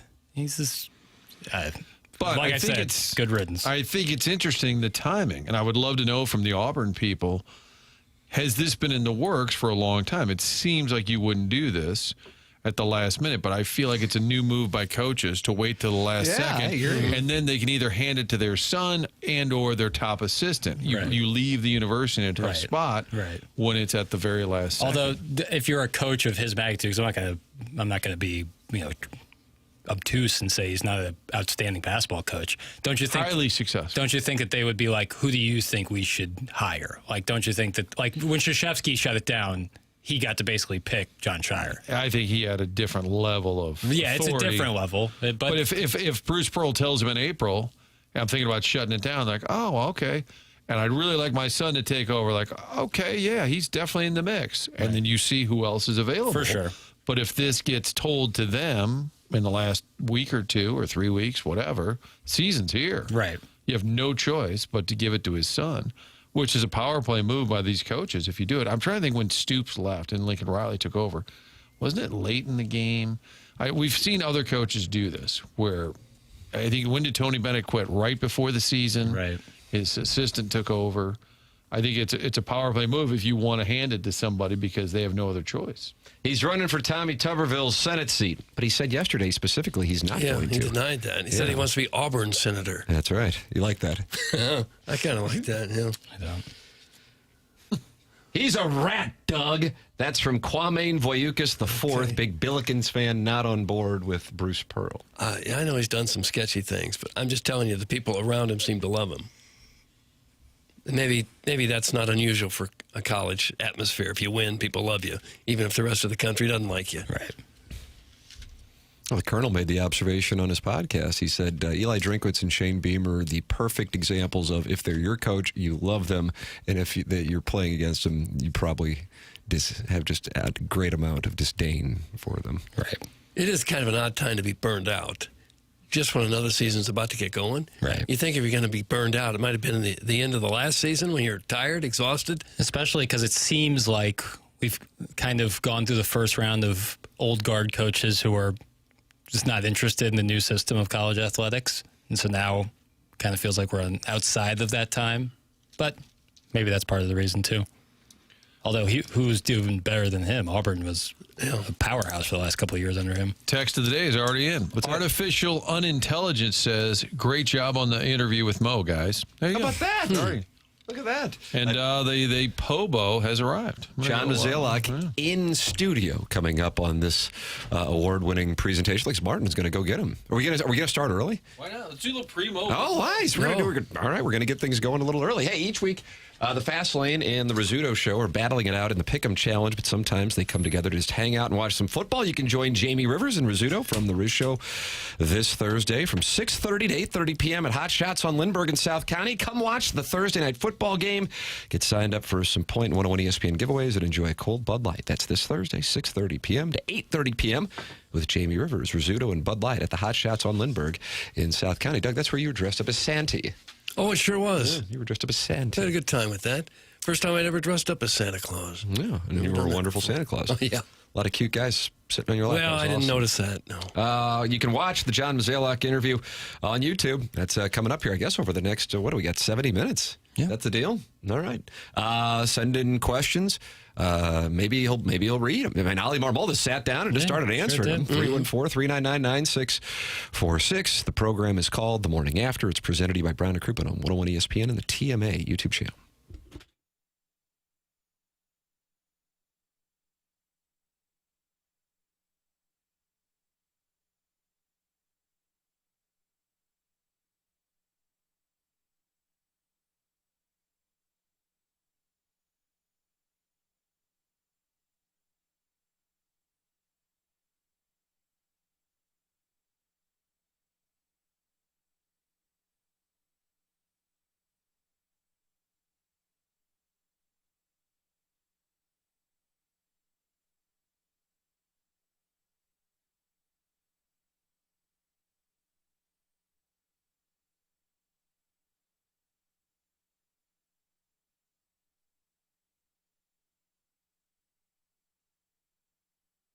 Michael's Flooring's been family and locally owned for over 30 years. And Michael, of Michael's Flooring, takes great pride in helping and making sure his employees are happy and make a great living. You can go online right now at Michael's Flooring's website, igotfloored.com, and get 3 samples free from Proximity Mills. Michael's passion's flooring, and when you order from him, he wants you to have the best experience for the best price. That's why he's making sure he gets the best carpet installers and giving them $7 a square yard. That's incredible compensation in this industry. Just come in or talk to them. You're going to see the difference. They want to make sure they suggest the best thing for you and not pushing what corporate is telling them they have too much of. There is a reason that Michael's Flooring's continue to grow through the 30-plus years. Employees love working for him as they feel like family, and he makes sure they're taken care of, and this then rubs off to the families buying the product because they know they have the best interest of the buyers. They are in Creve Coeur. They are in Darden Prairie, and they are in St. Peters. Come see why people are loving getting floored by Michael, and make sure you visit igotfloored.com.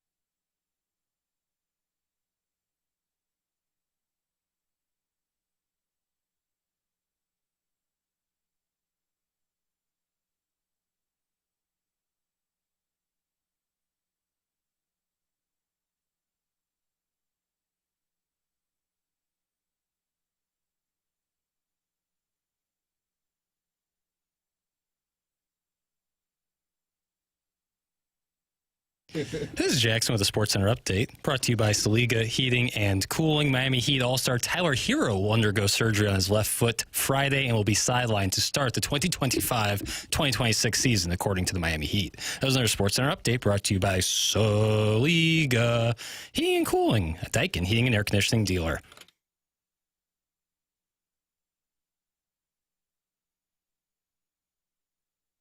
Welcome back. It is the morning after on 101 ESPN, the show presented to you by Brown and Crouppen, and you can watch on YouTube at youtube.com/TMASTL. Tim McKernan, Doug Vaughn, Martin Kilcoyne, and Doug joining us in studio.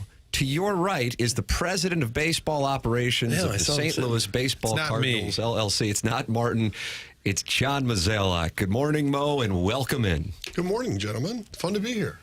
I think you mean that. I do. Wow. Why wouldn't I? It's my last time. You could come in every day, I suppose. I suppose I could, but I won't. How you feeling here? Down the stretch we go. What's the real emotion? Yeah, I think obviously we're at that point where you're starting to reflect on your past, your legacy, and really like what we were able to accomplish during that time. But as I, walk through the offices and say goodbyes to people in terms of like ushers and just faces I've seen for decades, I mean, that part did sort of creep into me on Sunday, and I did kind of get a little more emotional on that. And look, I'm just grateful for the ride I've been able to have. If you had said to me back on November 1st, 1995, when that was my first day with the Cardinals, that this was going to end this way, of course I would have taken it in spades. It would have been incredible. And so just entirely grateful for all the people I've gotten to meet, people I've gotten to work for, and it's been awesome. You had any second thoughts about, maybe I don't want to leave? Maybe I'd like to stay a few more years? I thought about that as I walked in here this morning, and so that kind of came to an end. I know. It's going to get slapped down. This interview ruined it. Was there any talk last year with you and Mr. DeWitt about how this year would play out, as far as the decision to name Heim and yet you would remain? Well, part of the reason that I did stay on for this past year was Heim had some personal things that he had to address before he could take this job full time. And so ultimately I was used more as that bridge to the next set of leadership, or specifically to Heim, and also allowed Heim to really begin building his foundation for what he wants the front office to look like. So in a way, there's a lot of logic to it. I think if you were to ask Bill, Heim, and Mo, we'd say, look, it was different, slightly awkward at times, but I think it was really effective. And when would it be awkward? Like when you had a big decision to make? No, just in terms of like, this year, for example, like player development, which is something that was always been under my purview, and I wasn't that involved in it. In other words, I wasn't spending time going down to Springfield, Memphis, and that type of thing, because, the future in terms of prospects and those types of things, those really aren't my concern. Now, at the trading deadline, it might have been a little different if we were trying to acquire Major League resources, but instead we were looking to move a couple players off our roster. So really we were just looking to create prospect value in return. So that part was actually pretty simple. But, in the end, I think the people that worked for the Cardinals kind of, knew it was my last year. They were extremely kind to me, and it was fun. John Mozeliak in studio with us, and we were asking before you sat down, are you cool with reading some of the text? And you said, Dad, do whatever. It's your show. So it is your show. I'm just a guest. Yeah. It gets pretty ugly in here. Don't read those, dum-dum. No, it's constant. If it makes you feel better, we get ripped to shreds constantly. Yeah. So, and then also you got the YouTube chat. You see they're coming in fast and furious up there as the people watch. Yeah, they're watching you. Yeah. Luckily, you're Natalie clad. I know. I had to get up there. The cool thing is, I even have some friends listening to this today. So your uptick is Linda listening. Linda will be definitely listening. Mo's long Johnny time. Hogan will be listening. Executive assistant. It's name some names. amazing. Go ahead. No, I don't want to shout outs. Now that I see your guys' spread, I'm gonna have to talk to some of your sponsors. This is going well. Look at that. Maybe you are going to support this if you would support the sponsors. Thank you. You guys need help. This is a soundbite we played. I think you were on with Tom Ackerman a couple weeks ago. I could be off on that, Jackson. I don't know if that's correct. I don't think you so we're going to listen to Tommy for a while? We are, yeah. You're going to hear quality broadcaster. We're classing up the joint. But he said, overall, the org is in a good place. Number one, Doug doesn't like the term org, and he's really upset about that. We heard that at spring training. This is like a 4-hour show. We can say organization. We have time for that. Okay, well, I'll say organization. Oh, thank you. Look at that, Doug. That's a win for Doug. Thank you so much. But then secondarily, it's not something that I think most fans at this moment, they were surprised to hear. I was surprised to hear it, but I wanted to allow you to elaborate on the reasoning for why you say that. Yeah, so why would I say that?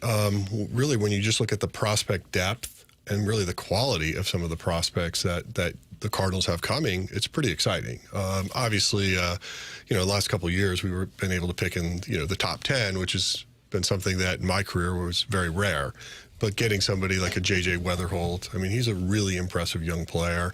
He can play really anywhere on the dirt. So I think the flexibility of his defense, but really what's exciting is his offensive profile. And then really this past year, we saw a lot of success in pitching from this year's draft. So that part is exciting. These guys are going to move quickly. You see the success that AA had. And these are usually indicators on what the future is going to look like. Because even if you look back over the past 15, 20 years, like when our AAA team was really rolling, that just propelled us into the next level. And then, ultimately, I also think like our Latin American program under Moises Rodriguez has really picked up. And I think you guys, from a fan standpoint, are going to see a lot more return from what we've been doing down there. And, these things aren't overnight, but I still believe we're the organization. Thank you. Wow, Doug. Doug, annoying. Is in a good spot. Now, obviously, the new regime, they're going to decide what pace they want to go at and how they want to add and really build this. But the core, the infrastructure of what's in the minor league system is in a very positive spot. And, Randy Flores and his staff, they do an amazing job, and I think you're going to see that. When you were on with us, I think it was about 6 weeks ago, you said, you hinted at, I guess, for lack of a better term, that you didn't think Weatherholt would be called up this year. Obviously, that did not wind up happening. What was the behind-the-scenes reasoning for that? Well, really, I just don't want to handcuff Heim and his team on when clocks were started and in terms of what types of opportunity. And really, Sajaci has done a nice job for us, and giving him the playing time I think was important. So, if we started to do that, someone else wasn't going to play. And I think, ultimately this offseason, when you reflect back on last year, obviously our hands were a little bit tied in terms of what we were trying to do. In terms of moving Nolan Arenado, we weren't able to do that. So there just wasn't a lot of activity from a Cardinals standpoint. I think you'll see more activity this year just because some of the players are coming off, so they'll have a little bit more flexibility on what they can do. And in doing so, I think that's where some of this roster churn or turnover will likely happen. How hard is it to leave when at this moment there's a lot of apathy and angst and frustration, empty seats? And so when you're leaving now, even if there is promise in the next couple of years with the younger players, on your way out, even though there have been a lot of great moments, is it hard to leave in the current situation? Not really. Obviously I would love to see the stands full. I'd love to see us preparing for an October run, but that wasn't the case. And when I look at this past year, I still think we did some things that were important. We set up the franchise to, I believe, still have a really bright future. Cardinals are a special place, and we understand that. The city of St. Louis, our fan base has allowed us to punch above our weight for years. Right now we are in a lull. I think you look at really most franchises, whether it's baseball, even football has trends where you don't always pack them in. But I still believe that the product that will ultimately be on the field at Busch Stadium will be something that this region will come out and support. What do you think led to the drop-off? Because we're talking a couple of years, 3 years in a row missing out, and just overall just not being at the standard that it was for a while. Is there a simple answer to that?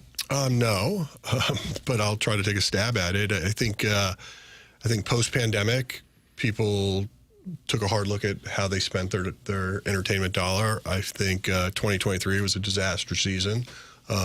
Did not set up the way we had thought. Obviously, when you have like an Arenado and a Goldschmidt and you're putting that supporting cast around it, you're thinking like, okay, we should be pretty good. So expectations going into 2023 were high, but we just didn't perform at that level. And then I think there's also some things that are going down in the city that make it more challenging. I think people are concerned about safety. I think people are concerned about parking, and these are all real issues that, ultimately we all have to address or solve. When I say we, the next group, they want my opinion. They can them, well, me, them. Yeah, I suppose. But I think it's a combination of a lot of things. Now, winning does help ease some of these things, and so hopefully this franchise gets back into that winning pattern. I think that observation regarding downtown is something that we have experienced. Jackson and I, we were doing the 1 hour show on 101. People would talk about, I want to go down there, but I don't necessarily have the enthusiasm. The juice isn't worth the squeeze for the parking and maybe some safety concerns. The counter to that, I would suppose, would be the performance of City down the street and the Blues. How much of that do you look at as contributing to the attendance when you see the success of those franchises? I do think baseball's challenging because it's every day. Mm-hmm. Like when you look at these other sports, they're just not having to do it every single night. And so I think inherently we have additional problems that way. I've always been an advocate for a 154 game season. I think it would be healthy for everybody. But obviously there's lost revenue when you do that. Mm-hmm. So those are decisions that have to come from the ownership level. But, that is something that I would advocate for. And I just think, then you help sort of manage your supply and demand a little better. And Bill the third has been on record saying, hey, ticket sales equals money equals the budget next year because attendance is down. Do you think moving forward then, are they going to be limited, not you, them, are they going to be limited financially because of the attendance? Yeah, I don't want to weigh into that and how they're thinking about 2026. So what'll happen next week on Monday, I'll do a press conference and I'll say my thank yous. And then on Tuesday, I imagine Bill, Billy, and Haim will address the media. And I think at that point, they can lay out their roadmap. But that's been the model, right? Like going back even after the McGuire years, Walt always said that gave us more money to spend. Of course, when you're drawing over $3 million, you're a very healthy franchise, right? Prior to $3 million mark, it was always considered like $2 million. So the fact that the Cardinals for over, I think, close to 45 years have drawn over $2 million, it's a healthy franchise. But all of us who've been around this team for the last 30 years, we, even on a Tuesday night, saw 30,000+, and now we're not. And so obviously from a marketing and sales standpoint, they have to, rethink their model. And then, ultimately, I do think this region and our city will support it. It seems like the Arenado contract is still going to be an issue if you can't unload that contract. He's like 10% of the payroll, isn't he? So how will they handle that? Yeah, I don't know how they will do it.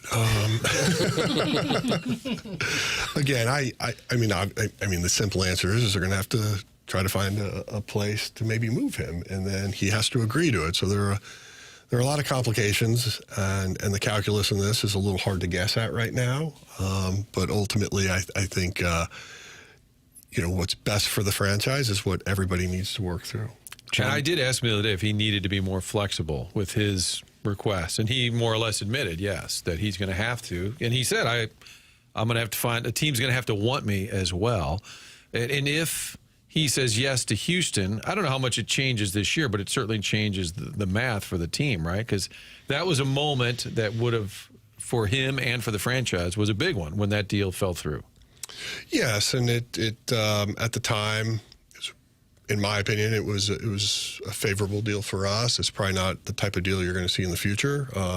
So to really get to the crux of Doug's question is, yeah, we're obviously going to have to, the organization's going to have to eat some money. It just then depends on how much and what that looks like. But getting him back for the last couple of weeks of the season, showing that he's healthy, that definitely will help.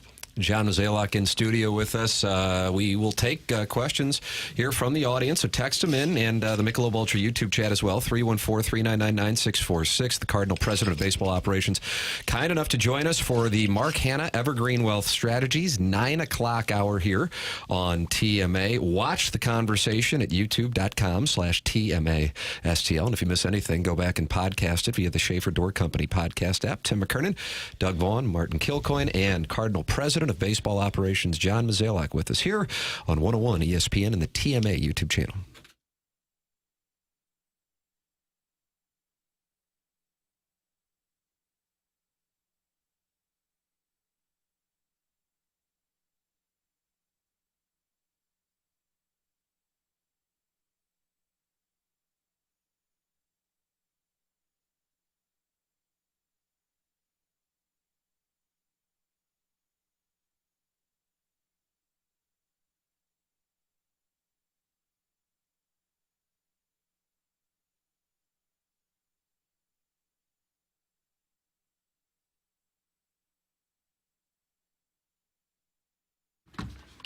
AutoLoanPro.com, that's the website to head to when you're in the market for a new vehicle. It takes a pro to do it right when you're looking to buy a car. If you're making a large purchase, gets a little complicated. If you've had a hiccup, that financial situation, they'll work it all out. The Auto Loan Pro gets you back on track, little to no money down, and get you the best rates possible. They work with over 50 different lenders. They are part of the Lita family, so make sure you go online, and while you're there, AutoLoanPro.com, you can download the free playbook. It's going to educate you on how to get the car you want and the car of your choice in the future.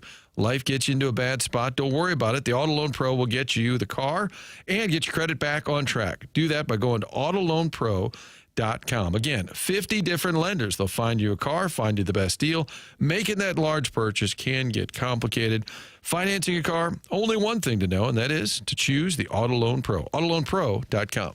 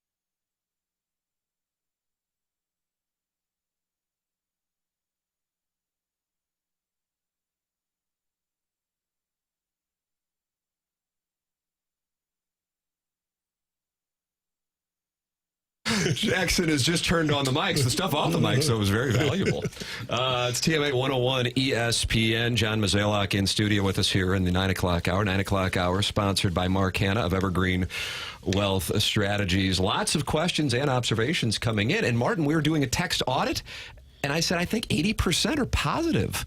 Look at that. Yeah, I'm surprised. I'm searching for all the. I think he was going to say I'm disappointed. I am. Well, they come after You're us. an evil man. This is their chance to come after you. Yeah.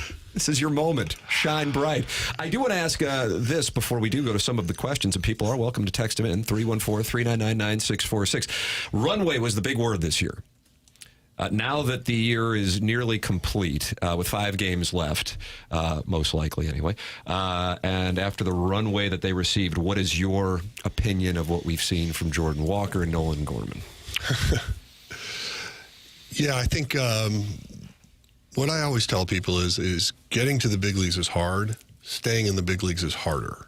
So if you use that as our proxy, what it really means is it's always about adapting. And in Nolan Gorman's case, I still think for him to be successful in terms of defining success as having a 10-year career in the big leagues, I think he's going to have 2 things happen. I think he's going to have to, one, focus a little bit on that first step in terms of being able to play either second or third and give himself a little bit more flexibility from a defensive standpoint.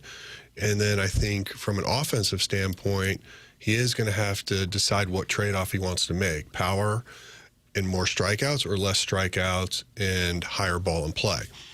I think the one interesting thing that's happening in the game of baseball right now is when you're seeing teams that are successful, they tend to have a lower strikeout rate. They tend to be able to still hit home runs, but combine hits together. And so in Gorman's case, I really would like him to become more of an all-fields hitter. Pulling the ball becomes more natural as you have more experience, but if you focus solely on pulling early, it's tough to go the other way. And so it's, again, not my necessarily problem on how he approaches that, but that would be my advice I would give him. And then in Walker's case, clearly we needed him to improve defensively, and he did. So that was great to see. But from an offensive standpoint, he has just not been able to replicate some of the movements we saw back in AA when he was just tearing up that league at a very early age. So for him, he has to understand what plate coverage looks like. And if you're outer half and sliders and even fastballs away, you can't get to, and fastballs up you can't get to, you have 2 enormous holes, and it's going to be tough to be successful in this league. If he can learn how to cover that side of the plate, he's going to have a chance to be successful, because one of the things he does, which is truly rarefied air, is he hits the ball so hard. Now, 2 years ago we were talking about he needed more lift. You got to have to get the ball off the ground. All those things are still true. But most importantly, he's going to have to understand that strike zone and cut down on his swing and miss and chase rates. And if he does that, I still think he has a chance. Like, the scout in me doesn't want to give up on him. But, ultimately that's for someone else to decide. But I still think both these guys have unique skills, but they haven't quite put it together where you're seeing that day in and day out consistency. Where you look at somebody like a Burleson, for example, I think his year, he took advantage of this. He showed that he can improve his strike zone discipline. He showed that he can be a more consistent hitter. And on a side note, his defense improved. And so, I definitely think he increased his value. All right, let's. I was going to aggregate some of these. There's just way too many to get to, but I would say playing the hits. I did this with Doug Armstrong once. He goes, "You're going to ask me about Matthew Tkachuk? You're going to ask me about Petrangelo's contract?" I'm like, yes. Okay, one that comes up a lot is Mike Schilt, how he left, and I don't know what all you can say, but people point to that as a shift for the organization. Yeah, obviously, I would position this as it's spilt milk in terms of what's happened. But, there were certainly reasons why we had to make that decision. And I don't feel like the public forum is still, bless you, is still the place for it was a Jackson sneeze for those of you in your cars. I didn't know what to do. So it was very polite. I just did the right thing. Which just kind of fits in with the decision on Schilte. And I definitely feel like I get beat up over it. But Is that when you've had to kind of eat it and there's not a lot you can say Yeah, publicly? I mean, legally, I was advised to as an employer, there's only so much you can say. And so I don't want to beat around the bush. I'll just simply say, I know we had to make a decision. I believe it was the right decision. People can argue that they don't think it was, but I'm sure someday more of this will come out. I'm sure some of the people that work with me or worked under him might say some things as well, but to me, it's what's happened. And more importantly, I think Ollie does a really good job as a manager. So as a manager, you play the hand you're dealt, right? And, like talent matters. And when you look at what's transpired, we didn't extend Goldie. Obviously, we don't know what's going to happen with Nolan. We need that next generation to be it. Because you look back at the last 20, 25 years, starting with going back to 96 when you had star power like an Ozzie Smith on the team, and then you jump ahead and we have Pujols, Molina for over a decade, and then we have the Matt Hollidays of the world, Lance Berkmans. That's what you need. And then your system either has to produce it or you have to have the complementary players around it. If you don't have it, you have to go get it. And that's the complication. And I look back at when we traded for Nolan, we thought that was going to be that next bridge to do that because we didn't think we had it coming. And that's why you do those kind of deals. And, now the franchise is at a point where, do we have that type of player coming? And as I mentioned to you earlier, like we are excited about J.J. Weatherholt, but that's a ton of pressure to sit here and put on someone, 2 years out of the draft or a year and a half out of the draft. So my point here in all of this is managing's tough. And ultimately the Cardinal franchise is going to have to find those pillar type players and then build around it to copy a very similar model that we had for close to 30 years. John Mozeliak in studio with us here for the entire 9 o'clock hour. Grateful for the time. I feel like he was confused. Where are you? You're fine. You got nothing to do. Come on. You're right. I don't have anything to do. But I did see him in the first segment. I think he tapped his watch like gotta go. And I'm like, and then I went back at my text history. I'm like, did we not clarify? I think I said that. Anyway, you're fine. We'll lock the door. It's fine. It's fine. He's trapped in here. You mentioned Ali Marmol. I recall, I'm speaking for myself, I think some other fans felt this way, but I know when you granted him the extension, spring training, I guess that would be 24, if I'm not mistaken. All right. That really, I was surprised by that. I'm sure there were reasons. What were the reasons? Coming off of the season that you made reference to being as disappointing as it was as 23, what were the reasons at that time? So ask yourself this type of question. Like, do you really think he was the reason we didn't win in 2020? Absolutely not. Right? No, of course. But we all have something to hold responsibility for, I should say. But in his case, he's a young manager. I think he handled that clubhouse, given all the ups and downs in 2023 that we were facing. I think he kept it together. And I certainly want to recognize that I appreciate what he was doing.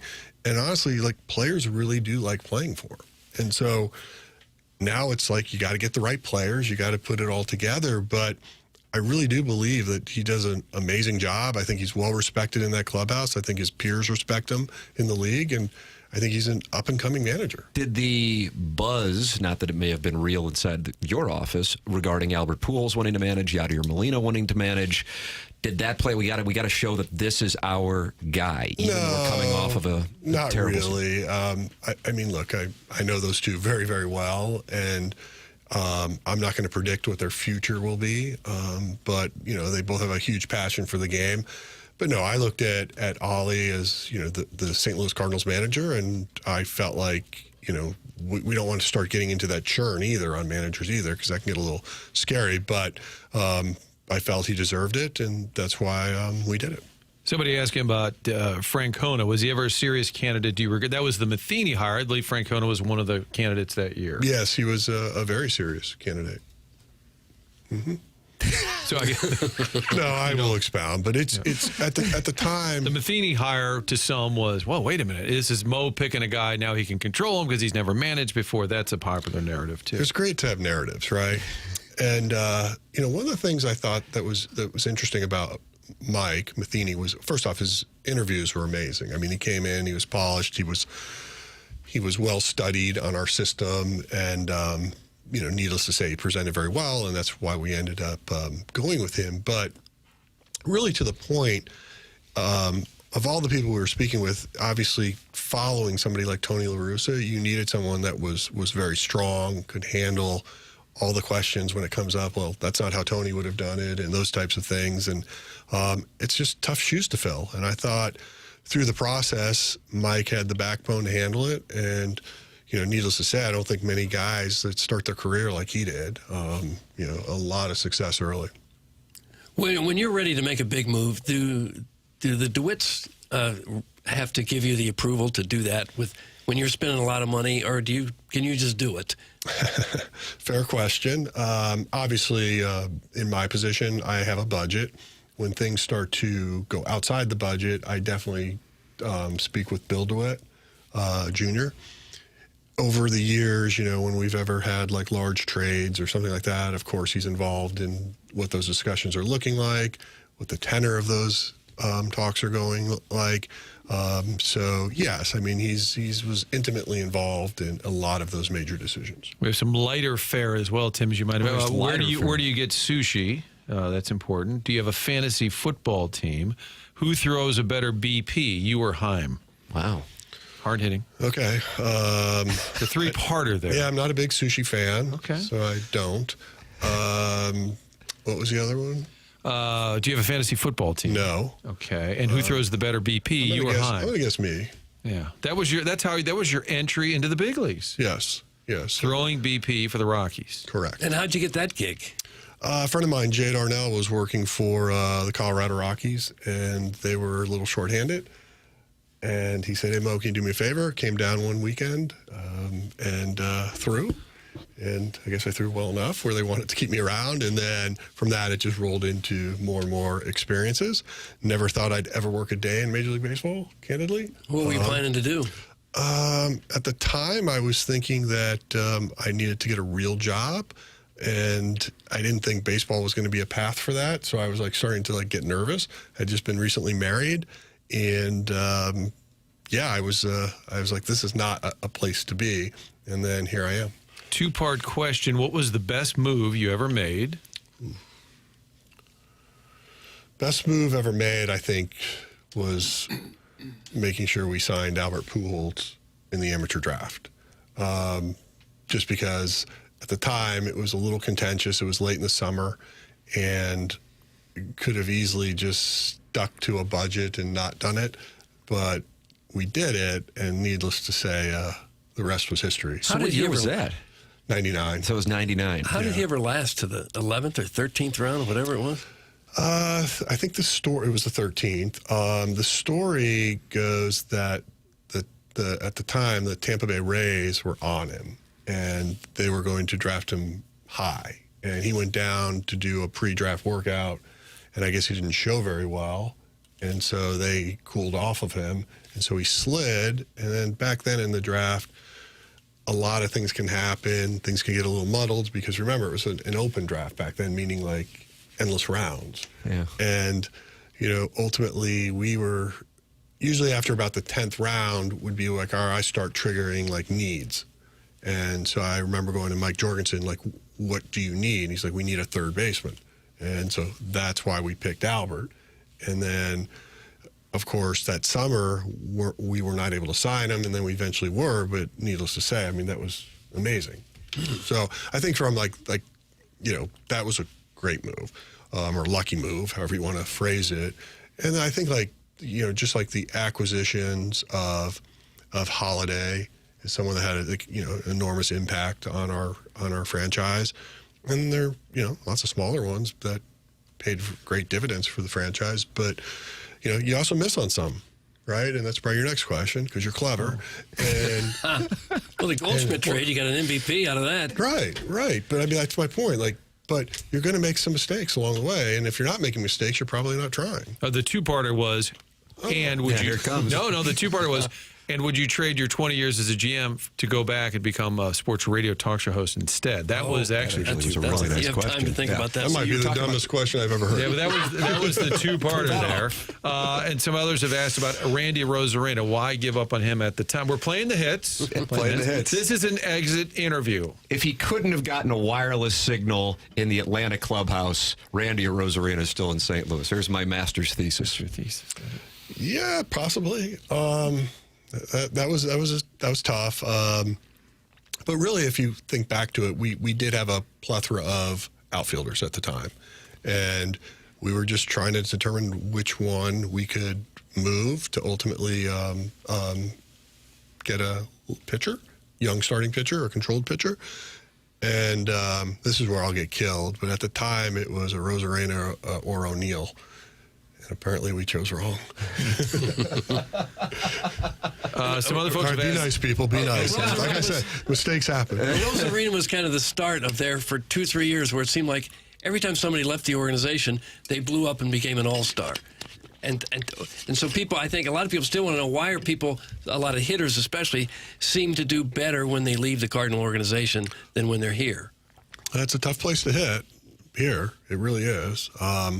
But I do think, like I said, like sometimes you get things right, sometimes you get things wrong. thank you for 2011, Johnny Mo. I don't know if anybody's called you Johnny Mo before. Wayne always called you Mr. Mo. I will always remember your entire career with my favorite team, not just the tough times. Good luck to you in your future. How about that? We have some reasonable, decent people out there. What was a tough decision for you? When you did the Lackey trade, you traded Joe Kelly and Alan Craig. I think the guys were upset, right? What, the players? A couple things there, yeah. At the time, we really thought two things were going on. We weren't sure where Craigie's career was going, desperate for a starting pitcher that we could control for another year. The problem with that deal was it leaked, and so the players found out about it in the clubhouse. We happened to be in San Diego at the time, and I was sprinting over. As you guys who have ever been out there know, the hotel is actually attached to the ballpark. So I thought I could beat it before I got out there, and I didn't. And so I walked. So guys were pissed that they heard from some more so than the trade itself. I think it was a combination. They were very likable guys. Look, I like those guys, but the problem with trading people is if we just go by the proxy of like or love, it's hard. You might not ever do anything. And so, I think the deal in itself was a smart play for us, but yeah, it was definitely an awkward moment when I walked into that clubhouse, and it might surprise you guys, but there are awkward times in my job. So you deal with it. And you traded Chris Duncan, who at the time I think was playing a lot. And Tony and Dunk were both still here. And you were early in your tenure there. Yeah. That took some stones. That was nerve-wracking. Yeah, but again, I knew. Did Tony call and MF you or anything? Well, I knew we were very close on getting Holiday. So that would have been a redundant thing, and Chris would just not have gotten any playing time. And so, I was trying to do what was hopefully best for his career. Nobody likes to hear that when they're, in a city they love, a city that their father works in. Those are challenging things. But, in the end, that was the trade-off. Has there ever been a game that the team lost that, owned you for multiple days? Because I feel like the reason I asked that question, for the context for both you and the audience, is my sense, and knowing you here for 25 years, is you recognize, I guess for lack of a better term, the process and what you can control and what you can't. I can't imagine anything being better than those 24 hours in Game 6, Game 7 in 2011, but you lived it. You can certainly speak to that. But I didn't know if there was something where you go, God, this is brutal, and it's owning you even when you're not in the offices and at home. The irony of that the answer is it never did until 2023, right? And we had always won. So expectations of going into 2023 we're just going to keep winning. And then when we started not to win and we started to lose in ways that we're accustomed to seeing, not that I want to rehash that season in any way, but if you recall, there were times where we had defensive lapses. There were times where our closer didn't finish the game, and there were some really tough losses in that year. And that was the first time I would actually like go home and be like, oh, and like replay the game in my mind and what happened. But, you know, part of that is I've been spoiled with seeing so much winning baseball. But that was the first year where I would, you know, sometimes going to sleep was a little harder. Tim, we also have favorite pizza from Mo. You probably don't eat a lot of pizza, do you? No, I do. I love pizza. What do you got? I think my favorite one right now is that Katie's pepperoni pizza that does a little like honey on top, so it's a little sweet. Oh, and people salty. love that Katie's pizza, Doug. Just got to deal with Target. Was it Getting all the Target big that you stuff, get? and then a little more. I would recommend getting it fresh, but yes, I did read somewhere that Target is now carrying their frozen pizzas. So. Do you wear a bow tie when you sleep? That's also an important question. It seems fair. The answer is no. No. Okay, thank you. When do you sleep? How many hours a day does it take to be a successful Do you wear GM? a Whoop? Can I take a look at your REM sleep? I used to wear a Whoop. Yes. First market mover on that, like 7-8 years ago. But I feel like after you wear a year, you kind of know your patterns. But I'd say I get about 5 hours, 5 or 6 a night. Yeah, and you're working most of the day? Work a lot. Yeah, I bet. Yeah, it's an interesting job, right? Because even like, I mean, I guess I watch a game, and that's technically work because I have to be there. Yeah, right? so I'm something could happen. obligated, Yeah. right? What do you think you'll do next? Do you think? I mean, I know you take some time off, but do you think you'll get in the business world? I mean, you can't play golf every day. No, I agree. I think at some point I'll find something to do with my time, whether it's if I volunteer somewhere, if I go back to work somewhere, or. But I know I just can't, like you said, golf or stay home every day. Is there a chance another org could lure you out of retirement to run their team? You know, I really don't envision myself ever stepping back into that role. But there's not, I wouldn't ever close the door on some consulting type role for someone. Was there any talk about you sticking around here in a consulting role, like to the DeWitts? It was talked about, but I think in the end, both sides just felt it was best to shake hands and move on. So that's what I'll do. Do you think the Cardinals will ever leave downtown? Yeah, and the stadium is going to go through some it's hard to believe it's its 20th year this season. So renovations are in order, I believe, and Bill III has talked about that. Like for everybody that owns a house, you know that what maintenance is on a house, and just imagine something 100 times bigger. So owning stadiums is not cheap. Upkeep is real. Staying downtown, I would hope. I would hope St. Louis's downtown sees a revitalization over the next 10 years. I think, you know, the project at the Millennium will be certainly helpful and hopefully energizing. But I think just for our, you know, our region, it would be very healthy for the downtown to be more prosperous. I asked Matt Holliday about salary cap and what's coming up after 2026. Ooh. Oh, yeah. Labor. Yeah. And then he's like, well, if there's a cap, then there needs to be a floor. What is your perspective on it? I 100% agree with that statement. I think part of why I think the PA should give that real consideration is you can really just do like aggregate dollars, right? Of how many dollars are being spent on player payrolls. Mm-hmm. If you could create a system where you get the bottom 5 teams spending more, obviously you're capping the top 5 in this particular case. Can you do it where you can promise like the players a 3% or 4% growth of that aggregate forever, perpetually, right? And in that particular case, then there's no reason they should be fighting over that.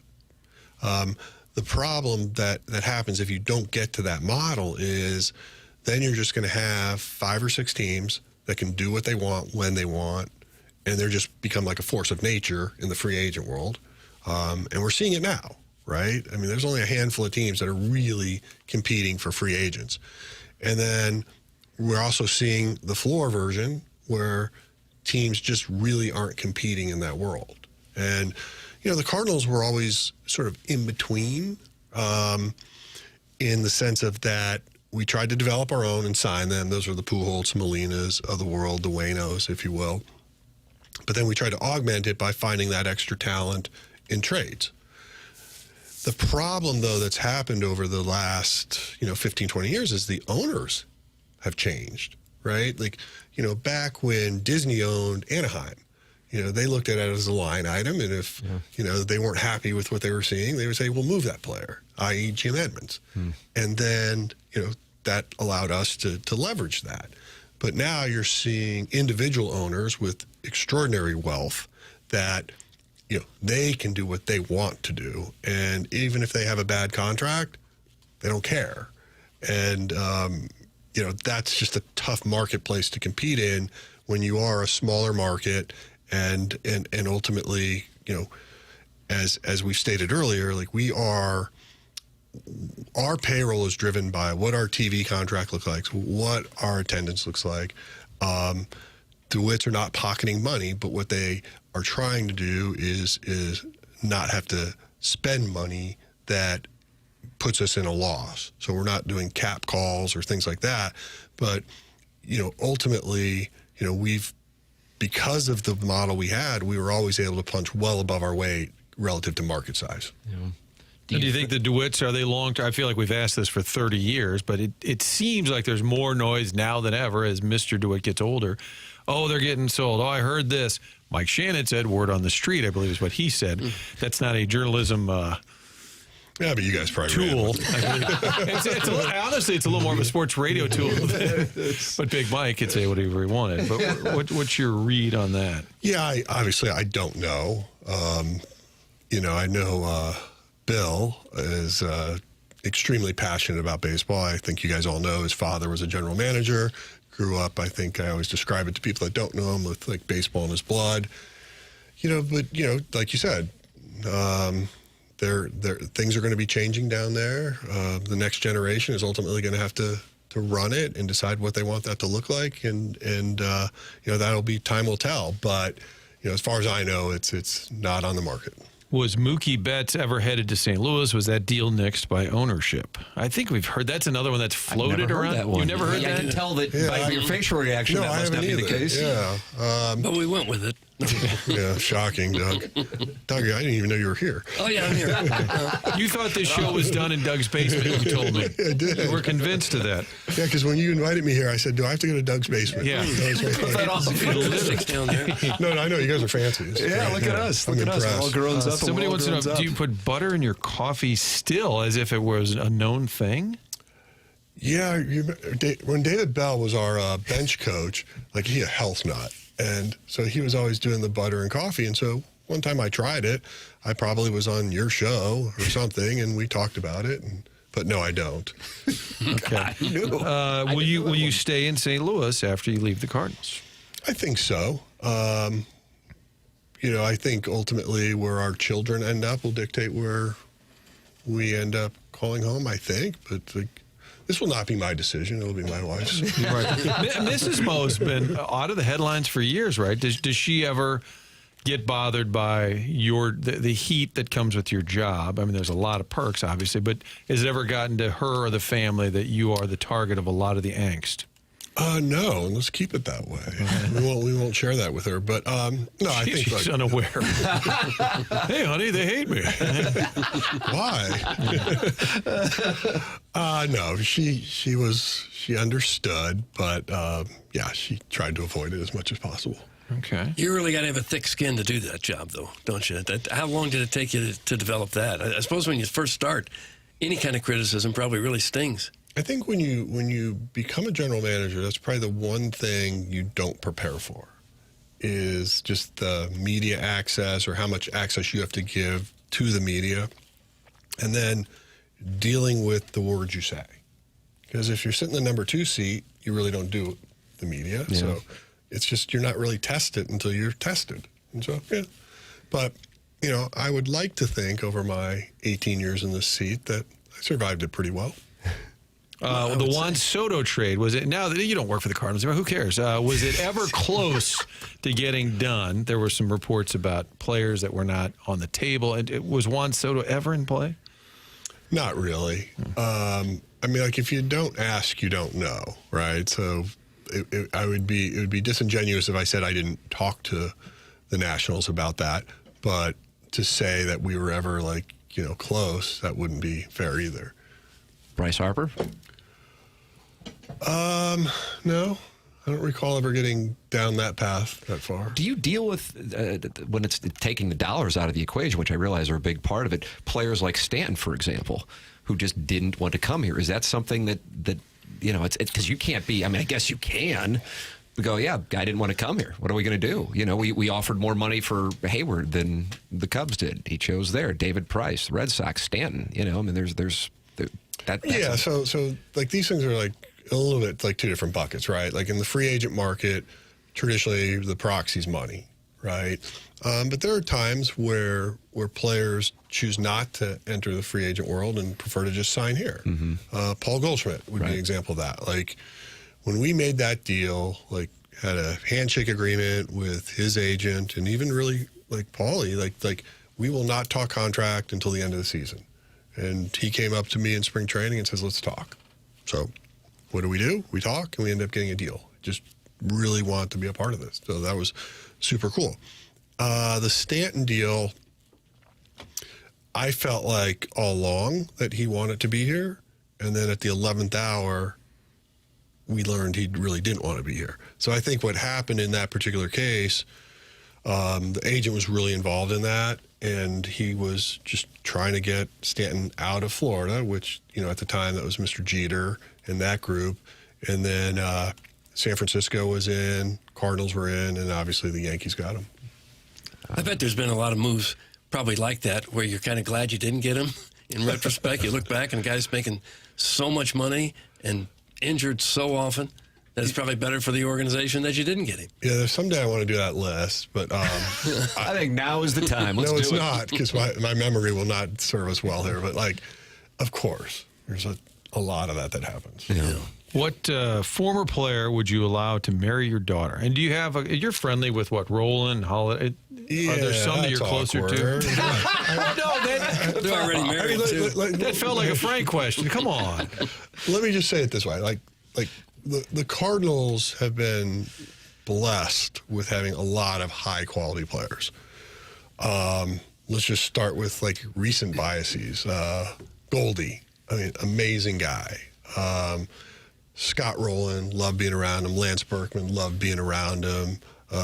Carlos Beltran was he's one of my nicest favorites guys I've ever been around. Ryan Franklin would give you the shirt off his back. I mean, it's just the list goes on and on. Adam Wainwright, when I first became GM and I was getting beat up in the media, he used to call me up and be like, "Hey, I'm praying for you." I'd be like, "Oh, thank you." No, I'm praying for you to do a better job. Oh, pay me more, Mo.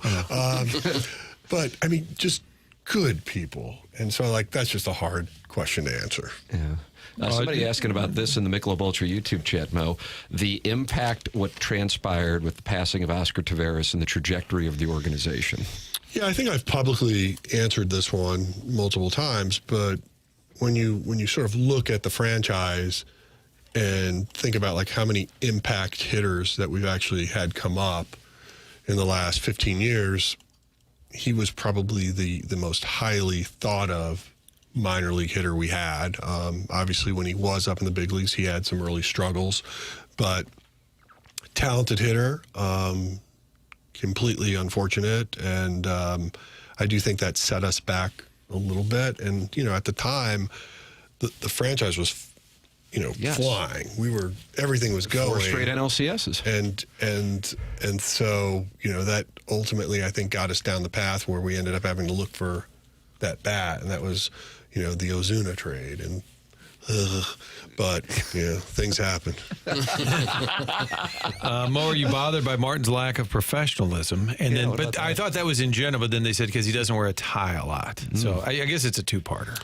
No, I think the three of you guys are great. I wouldn't be here if I didn't like you guys. So, no, you do dress a little frumpy, though. That's fair. Would that be agreeable? I'm kind of always on the run. That's I know like that's my a term excuse. attached to a cat lady. Frumpy. Well, I can't let you guys off the hook with just a nice compliment. Yeah, somebody did thank you for all your work, and I can't find it, but it was not the St. Louis Challengers, or I'm getting the name, or was it the Warriors? St. Louis Warriors? Somebody said, thank you for all your help. There are a number of people that said you did a charity event for them. There was a veteran group. That's it, probably. That I have spoken with a few times, and amazing group of people. And they're doing us the favor, not me doing them the favor. So God bless. Very kind. Very kind. Would you ever consider your next job being commissioner of baseball? I think commissioner of baseball or commissioner of any sport is ridiculously difficult. Pays about $50 million a year. I'm sure the compensation is excellent, but it just doesn't seem like it's a happy job. I mean, it's just really hard to keep people happy in that role, and you're not acting unilaterally. It's just miserable. Just trying to hit, and I mean, I've said to Rob before. I mean, it's just a tough job.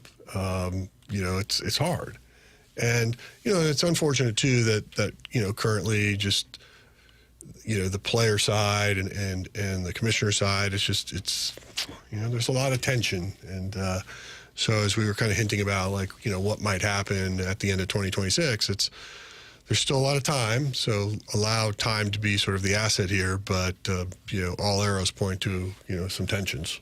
Can you finally apologize for playing slow at Old Warson with Ollie right after you hired him? Somebody's upset about the pace of play issue. It sounds like is that coming from Kachuk? It's not coming from Kachuk. I would take issue with that. Are you a fast player? There's a gentleman by the name of John Tremelli, if any of you guys know him. I know John Tremelli. He was okay. So he was like one of the first guys I started playing with, and he plays so fast. You could argue he's almost rude. You haven't gotten near a ball, and he's already on the green. But he is. No, I think I play golf quickly, so I don't think I owe anybody an apology for that. And this is mine, not the texture. What do you think the future looks like for Albert and then Yachty separately in terms of the organization? Well, I think they control a lot of what that looks like themselves. As I've always stated, the Cardinals are always going to be open door to any of the ex-great players, but you look at the impact those guys had on this franchise and what they've met. I feel like they're at a different level in terms of how you think about welcoming them back. But it's also what do they want to do, and you just can't have them dictate all of that. It means if you want more of an ambassador role, that's a lot easier to do than say, oh, I want to be the manager.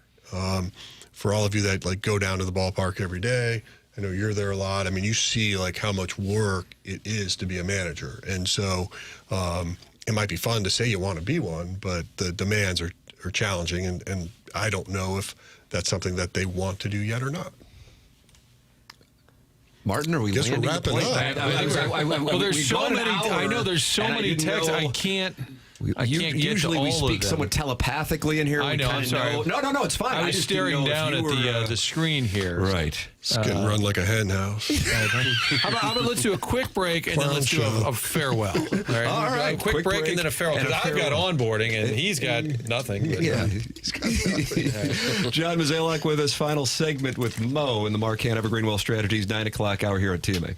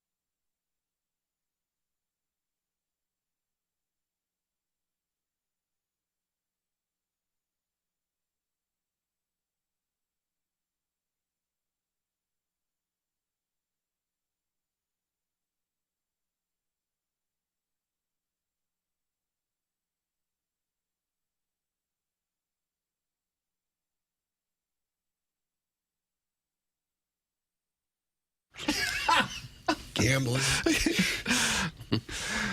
Telling you. The behind the scenes of this conversation here is wonderful. I've recorded all of it. Oh, Martin is recording. I'll be leaking it. Hey, it's your reputation, boys. It's TMA 101 ESPN. John Mozeliak in studio with us. Martin, you're calling this the exit interview? Is that what this is? Yeah, this is the farewell that the fans have demanded. Yep. And it's things like this. Dem Hogs asking, Mo, I need an extra teammate for Wednesday night trivia at the Post in Fenton. Can I count you in? Oh, wow. Well, if he wants to win, I would nominate John Vooch. Oh, yeah. He's a wizard? Wizard. Back in 2004, I was doing a presentation on a dream job for a class at Missouri State. Mo was the assistant GM at the time, took time out of his day, did a 45-minute interview for a random college kid. Thanks again, Mo, and I got an A on the project. So they're really happy. Their text inbox, however, is called Ollie Doesn't Know. That's the name of their inbox, but they're thanking you. That was clever, wasn't it? Right? Clip that off. Passive aggressive as well. When you talk about your legacy, though, there's the baseball side, but what about in the building and the people you've worked with? I mean, you've had your hands in, TV rights, Jupiter reconstruction. I mean, I don't think people understand all that you've been involved with. I think about when people ask me about my legacy, wins and losses, those are all documented, trades, all that. It's all known. But I think, I hope that the impact I had on the people I worked with will ultimately be how I'm defined. And, I loved every minute of it. I think all those people down there are amazing. They work so hard. They do it behind the scenes. They're not looking for the credit. I could go on and on from, the Linda Browers and Mike Gershes, Randy Flores's. I feel like I start naming people, I'm going to forget a zillion, which I hate. Yeah. But it's been incredible. And that's on the baseball side. But even on the business side, getting to just work with people that have been influential in my career or that have helped me along the way or have taught me things along the way. And, for that, I think the one thing that I was able to do as a general manager was really just cross over. In other words, I wasn't just solely the baseball guy. And being involved in the business side and being able to walk over and talk with young people that were starting their careers in sales or on the marketing side, it was just something that I felt blessed that I had that opportunity, and I always felt welcomed over there. So it was cool. Yeah. Greatest moment? It's hard to beat 2011. When I think about, my career, my greatest moment was marrying my wife and having 2 children. But when you think about the career in baseball, being a part of a championship is unbelievable. I remember even in 2004, that team was amazing, right? You just won a lot of games and how disappointed we were in the World Series, but it was still we got to the World Series. Yes. So I felt really great, yeah. Right? And then 2006 was kind of a disappointing season, but yet then it became magical.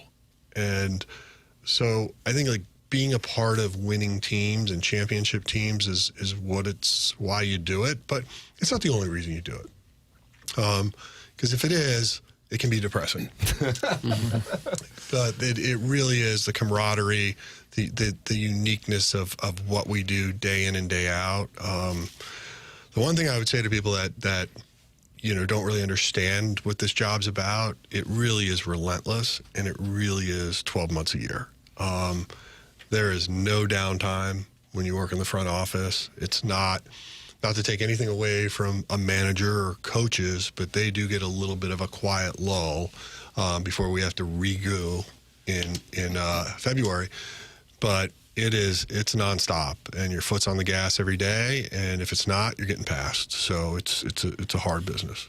And you were always available and accommodating for people like us without yelling at us. So is that true? I thought I snapped at you. No, we guys appreciate it. You always made yourself available for us at times when I'm sure you would rather not have done that in some difficult times. Yeah, so you love the picnic table. Thanks for doing that.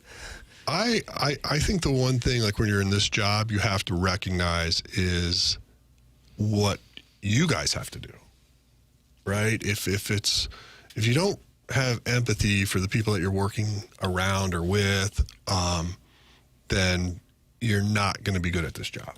And so as much as I can be frustrated with what writers say or people on radio say about me, I also know they have a job to do. And if that helps put a roof on their head and feed their kids or whatever, I mean, I think that's fine. So I get that. And I hope you guys appreciate that of me. Absolutely. Sure. I think, we were joking going into this interview, like the negativity that we would see. Take your pick of, the YouTube chat that's up there, Mo. You guys should have, color-coded the negative ones. Well, it blends with my bald head, and I think that's one of the core You just sort of issues. assume most of them are. Yeah. But it's been overwhelmingly positives and a lot of thank yous. Martin, I know you're doing text auditing as well. I interned for Mo in 2004, learned a ton of baseball, about baseball business as well as life. Congrats on your success. Good luck in your next endeavor. For somebody who interned back in 2004. How about that? Yeah, just a number. No weird name or anything. Somebody else said unpopular opinion, but I think Mo's done a great job despite the bad ending. A little harsh. Well, somebody called you a donut, and I didn't read that because I didn't know what that even meant. I saw that too, and I didn't know what that I meant hoped either. it was a typo, but I'm not up on the kids' lingo these days, so maybe I eat too many of them. Mo, we appreciate you coming in. Hour and 10 minutes here, now hour and 20 minutes actually. Thank you so much. It really has been entertaining. Every time you come on, what I would call ball busting is just first class. Are we allowed to say that? Yeah, I think so. Well, Tim's the dirtbag. Yeah. Chuck named him dirtbag years ago. Well, there was a time, and he's cleaned himself up quite a bit. Yeah, I guess the we came to a real station. Yeah, that's the key. Maturity. Thank you so much for coming in, and on behalf of a really large number of listeners, Mo, people texting in, thank you for the runs that many Cardinal teams went on during your tenure. Well, thank you guys. And honestly, you guys have all been friends of mine through, like you're right, 25 plus years. So it's been a while. Really wish you guys the very best. And, I look back at these 18 years specifically, and look, we had a lot of memories were made and a lot of fun ones. So even behind the mic with you guys is somewhat memorable.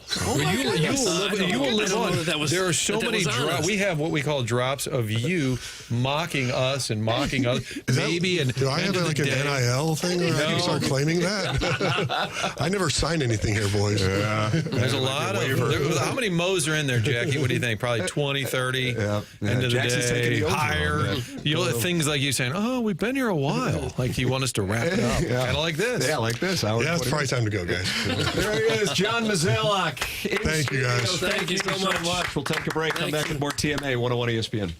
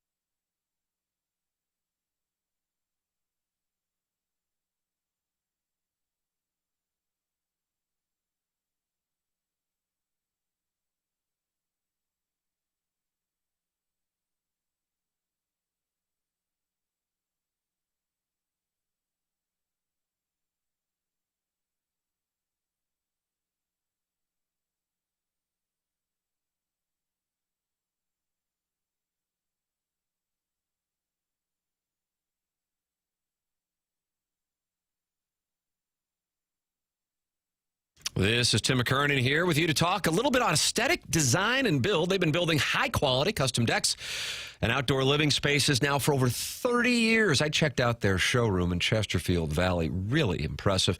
Dan and his team have a showroom there in Chesterfield Valley. They walk me through all the different types of custom work they're capable of doing in full-on custom decks and adding on a pergola or even looking to shade your covered patio with retractable screens. They really do have answers for it all, and they really are a design company that can think outside the box and offer unique solutions and designs for your outdoor living projects. Ready to take your outdoor space to the next level?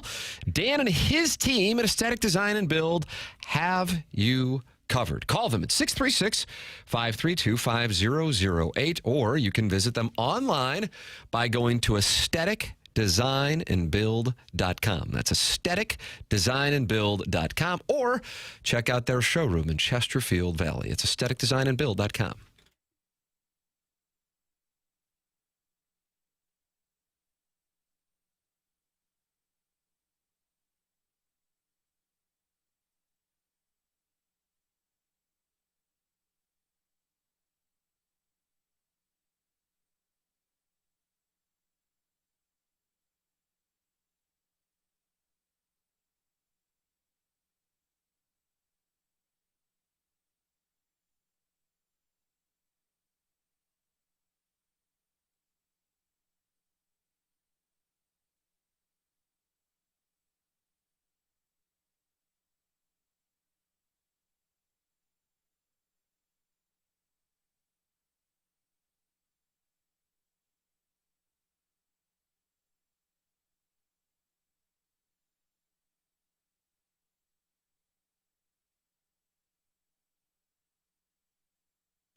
This is Jackson with a Sports Center update driven by Johnny Londoff Chevrolet and Johnny Londoff Autoplex. Coming up on Thursday night, you can catch Thursday night football action right here on 101 ESPN as the Cardinals take on the Seahawks. Pregame at 6:30, kickoff at 7:15. That was another Sports Center update driven by Johnny Londoff Chevrolet and Johnny Londoff Autoplex. See them at londoff.com. Chevy, together we drive. Are you kidding me?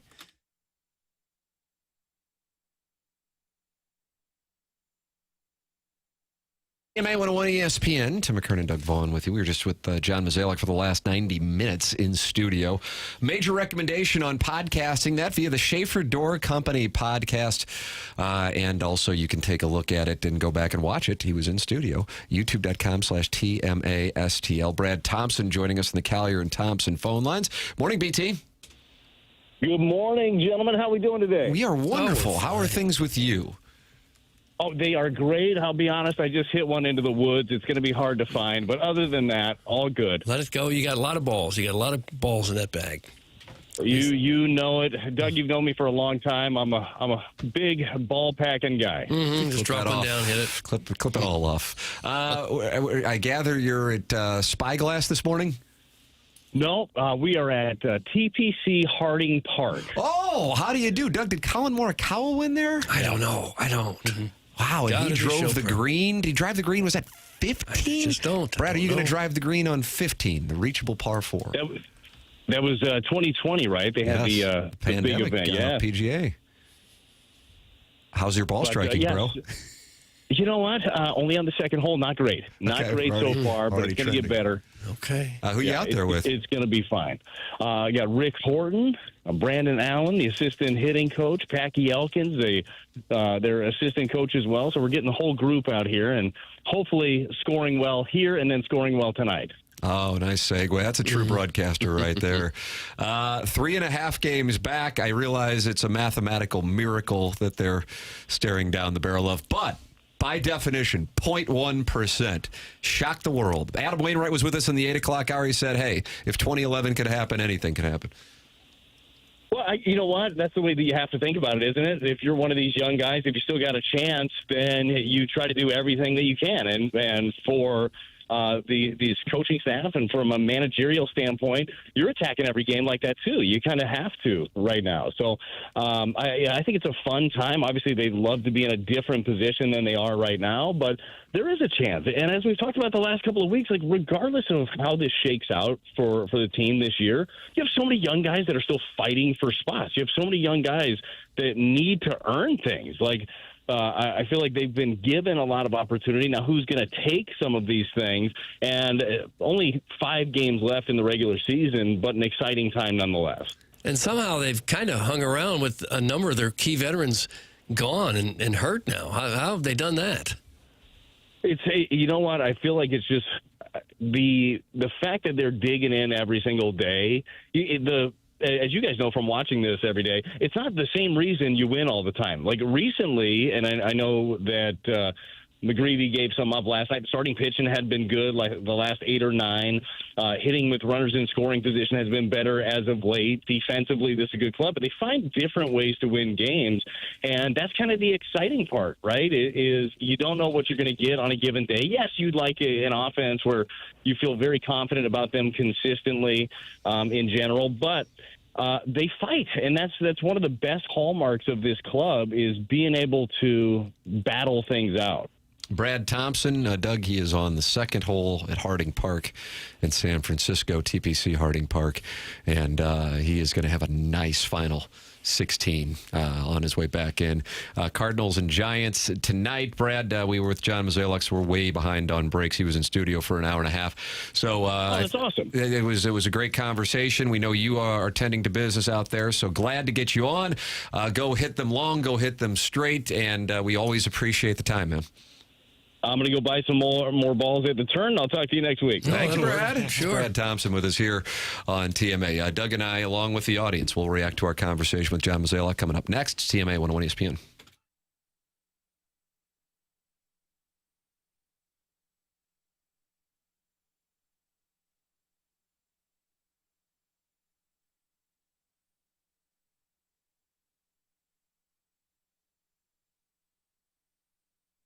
Tim McKernan here for Universal Windows Direct. Right now, buy 2 windows and get 2 free, and then you'll pay no interest over 3 whole years. You can call them at 314-334-2522 for your free in-home estimate today. With September here, kids back in school, vacations winding down, this is the time to focus on the house and talk it over with Universal Windows Direct. This September, buy 2 windows, get 2 free, plus get $500 off your entire home improvement project, all with 0% financing for 3 years. Do not wait. Lock in your comfort now. Call them at 314-334-2522, or you can visit universalwindowsdirect.com to book your free estimate. Buy 2 windows, get 2 free. No limit on how many windows you can purchase. It's Universal Windows Direct online at universalwindowsdirect.com or call 314-334-2522. And like me, you'll be saying, I love my windows.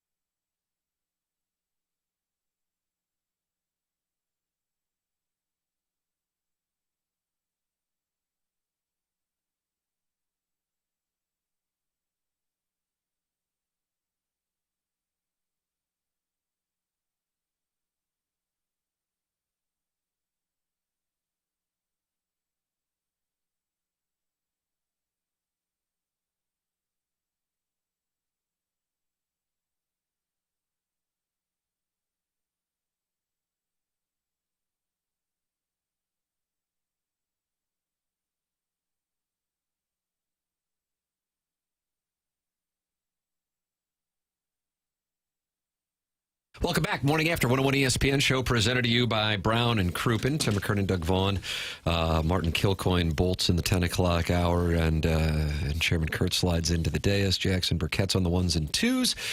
We welcome you to give your feedback. If you had a chance to listen to all, I think it was about 85 minutes to be exact, of John Mozeliak in studio with us here on the program. 314-399-9646. That is how you can text in.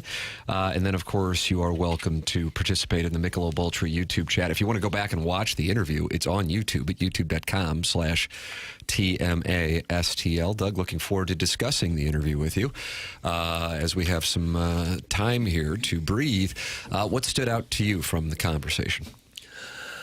Just that he's remained positive. You know, I'm sure he's taken so much heat over the last couple of years, but he's had an incredible career, and it doesn't carry any bitterness at all about the reaction that he's received from Cardinal fans over the last couple of years. I mean, this guy's had an incredible career, second longest running GM in the game right now, behind only Brian Cashman, and he's won in the playoffs 6 times and 2 pennants and a World Series.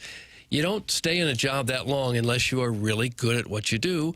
Clearly, the last couple of years have not gone the way he wanted it or anyone wanted him to go. But I'm just impressed that he's been able to stay positive through it all and realize that it's a tough job and not every move you make is going to work out. I feel like I could do like a whole podcast on that interview. And if there was like a transcription, I could react kind of point by point. One of the things, and I'll share this, we were joking around coming back from breaks where, we were all kind of giving each other trouble and busting balls, for lack of a better term. But I did ask him this off air because I didn't know if it would be appropriate to ask on air. But I think this is an important part of the equation when people view him currently, and also certainly the negative light that, and I think a lot of it's justifiable, by the way, with moves that were made. So this isn't like some kind of absolving. But as far as like the disdain, the hatred for him, so much of the way that things go down with which media is involved is leaks. Now, I don't think I'm saying something that's really all that stunning, but just for the purpose. Like, for example, college football, Pete Thamel breaks the story. Well, the coaches or the agents are trading information in exchange for when their guy is, possibly going to be in the mix for a job. Then Thamel can float. I'm Adam Schefter. Take all the NFL reporters. I'm using this as an example. And then Gabe DeArmond, for example, regular on this show, catches hell. Why didn't you break it? There's a currency. This isn't just like Pete Thamel had the sources. And I say it and I kind of laugh because doing what we do, it's obvious.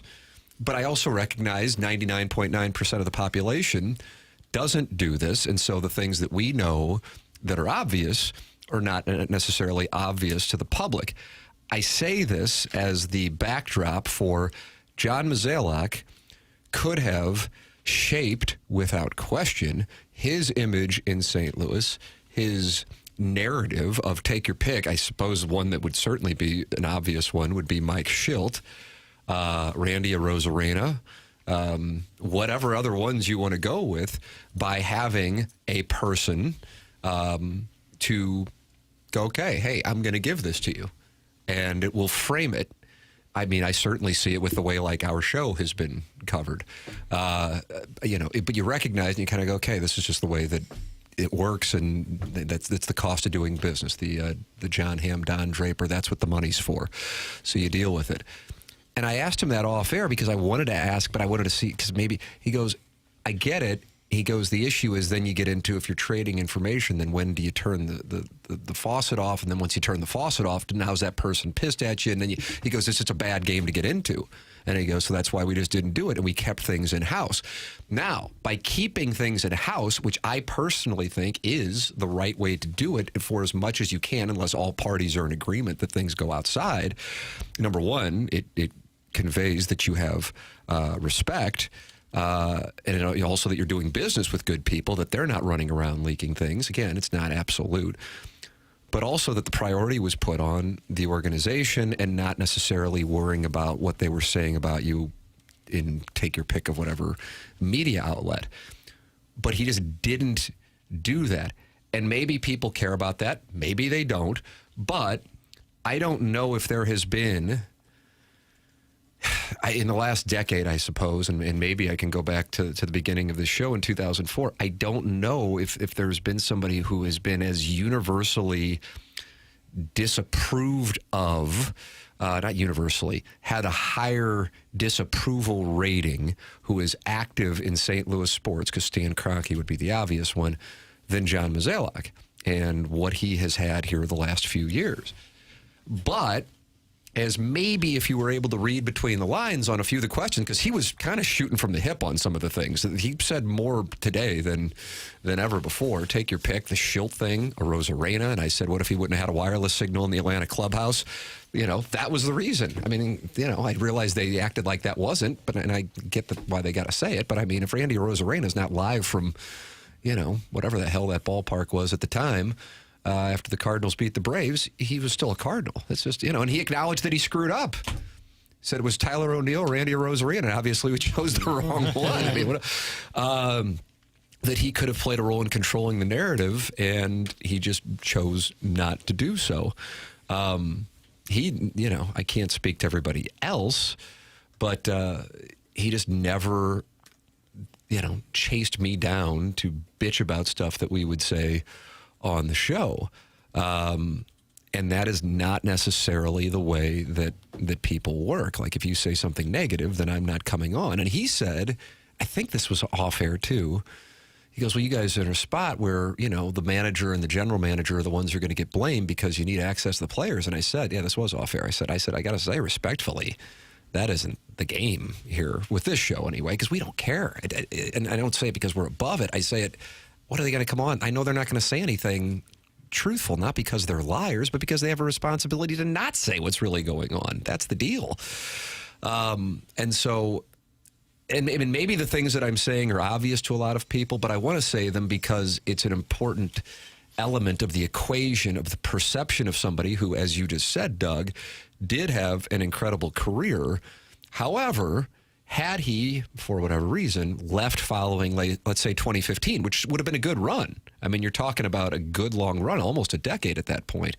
He would be held up there in Cardinal lore with great esteem. It's the way that it ended, and also 16, 17, and 18, and then kind of some blah years in there, along with signings of players that wound up not working, trades of players where they would wind up thriving elsewhere, and the way that it finished off that colors the Mozeliak legacy for many fans. But nonetheless, over the course of that interview where we were joking, we were going to get killed, he was going to get killed, whatever, for the most part, it was incredibly positive from those texting in.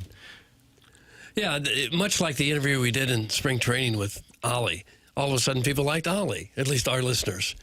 When before, unless you really get to know them, it's easy to sit back and criticize. But then when you hear that, oh, these are good guys just trying to do their best, and sometimes stuff happens, they become much more likable, I think. And I think you heard reasoning also, so it's helpful. I mean, it's just that there's just so much value on that. And he didn't have to do that. I mean, obviously he didn't have to do it. He didn't have to do anything now. He's in a really nice spot. But, to get that hour and 20-ish minutes, I guess is what it was, that was... It was truly informative, and also I kind of wondered how he'd handle it. And yeah, he did kind of shoot from the hip on a variety of topics.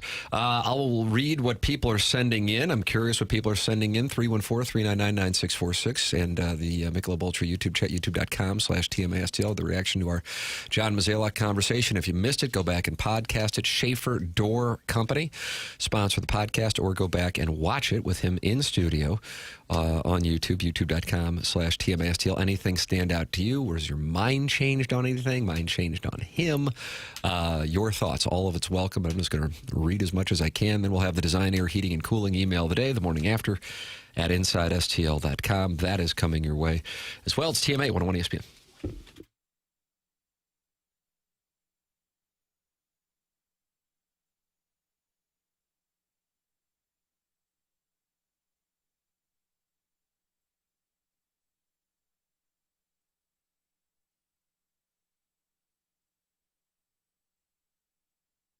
Opportunity for our listeners to make some money with Psychiatric Care and Research Center. Here is how. Psychiatric Care and Research Center, with over 40 plus years in practice and 20 plus years conducting clinical research trials, Dr. John Canale completed his psychiatric residency at WashU, where he served as the chief resident. And Dr. John Canale has been in practice for over 40 years and has more than 20 years of experience conducting clinical research trials.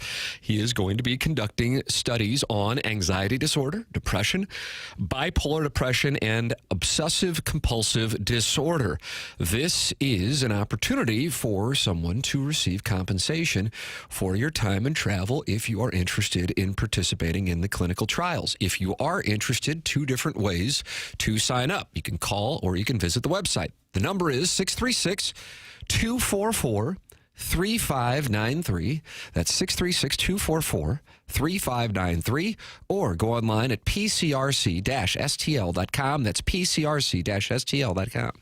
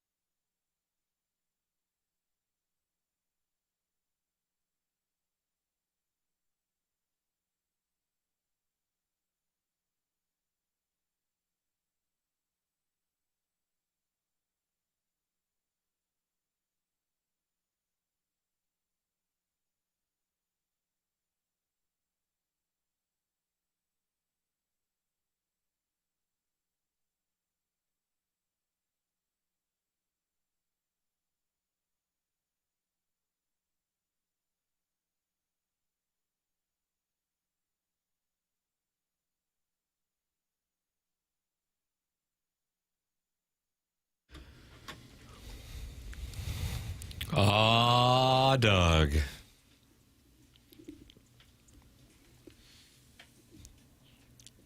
You like it or not? Well, I don't know. I haven't heard a lot of it yet. It's just the instrumental. There will be no lyrics. Oh, gosh. Well, then I guess I'm lukewarm. I don't mind a good instrumental. It's TMA 101 ESPN, 10 o'clock hour. We had John Mozeliak with us from about 8:50 to 10:10. And if you missed it, recommended listening. Go back to the TMA STL YouTube channel. You can watch it there. Or the Schaefer Door Company podcast on the 101 ESPN app or the TMA STL app. Download them both. Subscribe to the TMA STL YouTube channel. I am going to be reading as many texts as possible in response to our conversation with John Mozeliak, and there's candidly no filter because I'm just going to go in order.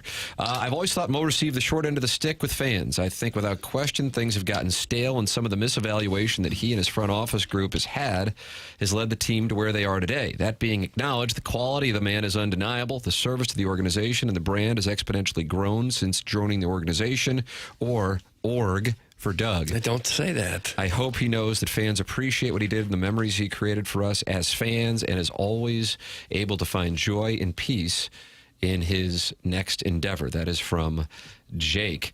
Let's see. I'll complain about Mo and the softball questions you guys lobbed up if it helps Tim win his over bet. That's from the 314. Those are the kind of soldiers I need. Here we go. Jackson, were you looking at the text inbox at all? I don't know. Martin and I are really the only ones who look at it. Yeah. And but I would occasionally glance at it. I'm like, there were a bunch of like thank yous. That was the overwhelming thing. And honestly, I didn't expect that. I'm not. This isn't like a commentary outside of that is what happened. In the text inbox. Let's see what we got here. To you guys' defense, I don't think you get paid enough to watch as many Cardinal games as it's required for you to watch. And as listeners, I understand if you say that you don't watch many games because I feel the same way. I believe at this point I can tell you what happened in the Cardinal game without even watching it, not to mention the World Series appearances at the beginning of his tenure was credited to Tony La Russa and Walt based on the team that they had built. That's from the Continental Courtney. I apologize. Okay. The 618 says, I still don't like Mo. Oh. It's the 618. Let's see. Haven't been a fan of his over the years, but to me it's very obvious he sounds relieved and clearly was making moves that he was told to do. Great employee. That's from Steven Time. Let's see. I actually have a newfound admiration for Mo. I'm just like so many other fans who want the Cardinals to be good for city pride and for the economic vitality of downtown. Hope Heim can get it turned around quickly. That's from your mom's lesbian lover. Okay. I didn't know she was texting in today.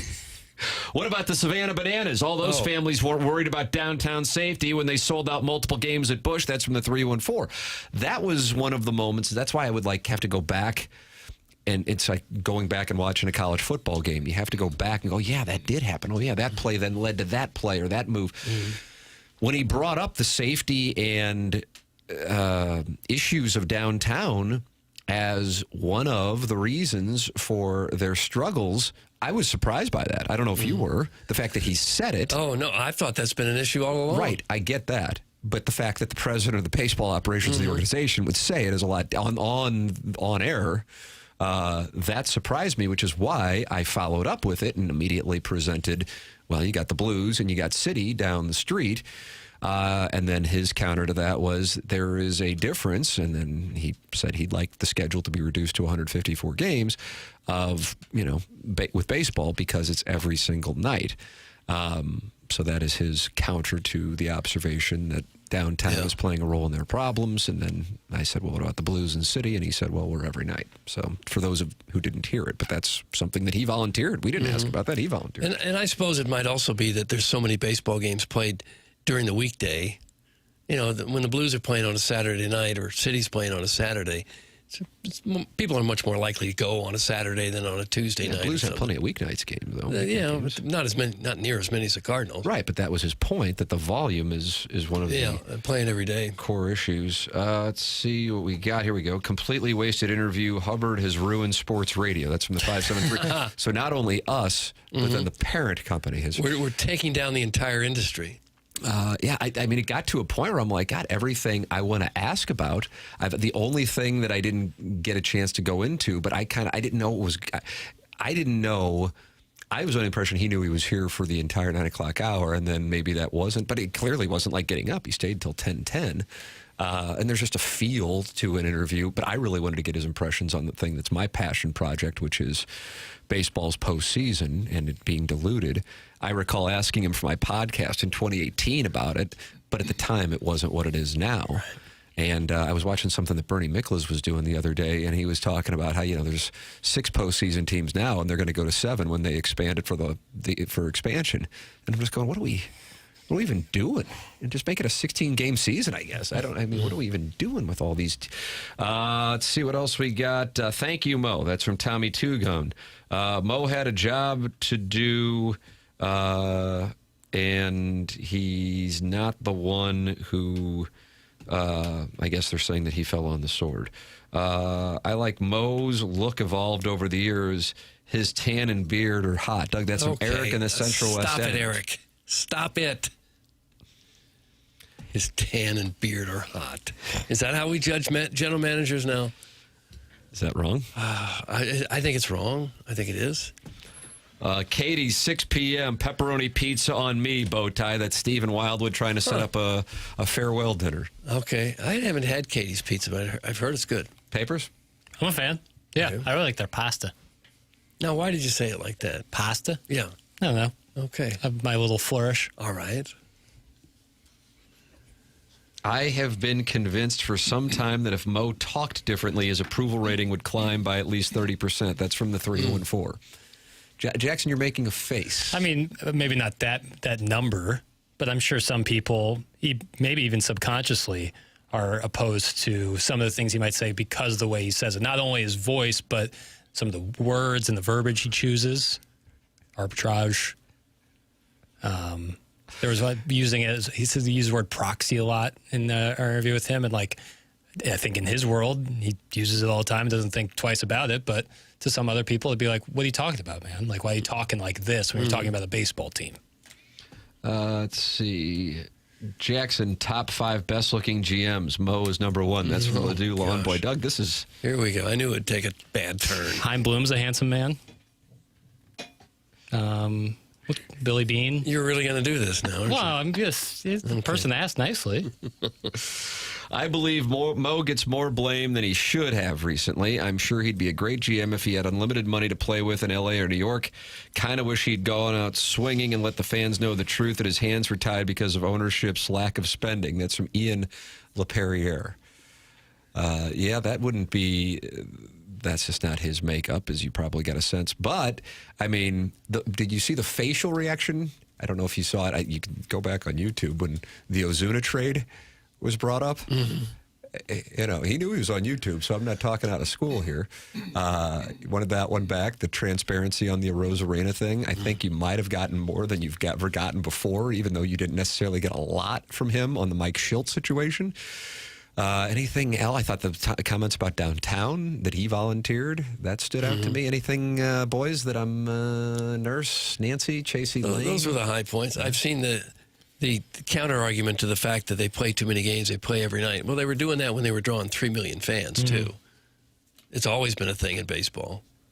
I don't know that it's just a thing in recent years that they play too many games. Right, but his point was downtown is trending down. And that's a concern. And would you agree that downtown's... Oh, yeah, absolutely. Okay. So that was what he's saying. So then when I countered, that would, I guess that would be a point in his favor on the downtown thing, playing a role. He's not blaming the failures. There's usually not one thing. It's an equation of sorts. All right, we will have the Design Air Heating and Cooling email today coming up. BK and Ferrari will take over from there. The program is called TMA. It is brought to you by Brown & Crouppen. Marcana sponsor the 9 o'clock hour, where John Mozeliak was in studio with us. He's online at evergreen-ws.com, or you can call 314-889-0503, the rare phone call where you get off the phone and you feel better about your situation and the world in general. Jackson, you had a cute little line as a Marcana Evergreen Wealth Strategies client that you were sharing with me. What was it? I'm not only a... I How much do I enjoy working with, or how much do I enjoy Mark Hanna? I work with him. How about that, Doug? Oh, really? This guy's going to open up his own marketing agency. Huh. My son works with Mark Hanna. Yeah, how about that? Another great person. Yeah, ball striker too. Great people Mama. attract great people. How about that? Huh. Yep. And now you're attracted to Mark Hanna, too. Yeah. And Eric in the Central West End is attracted to John Mozeliak. Right, and I think Eric in the Central West End is an attractive man. But you're not attracted to him. Right. But you are Mark Hanna. Right. And this is a Mark Hanna live read. Correct. Are we getting many customers? Probably not. 314-889-0503 or go online at evergreen-ws.com. Oh, take me back to my 20s and get me a financial advisor. What I wouldn't do. It doesn't matter, though. It doesn't have to be in your 20s, 30s, 40s, 50s, 60s, 70s. It doesn't matter. Evergreen-ws.com. Mark Hanna, Evergreen Wealth Strategies. Design, air, heating, and cooling. Email today. Next, 101 ESPN.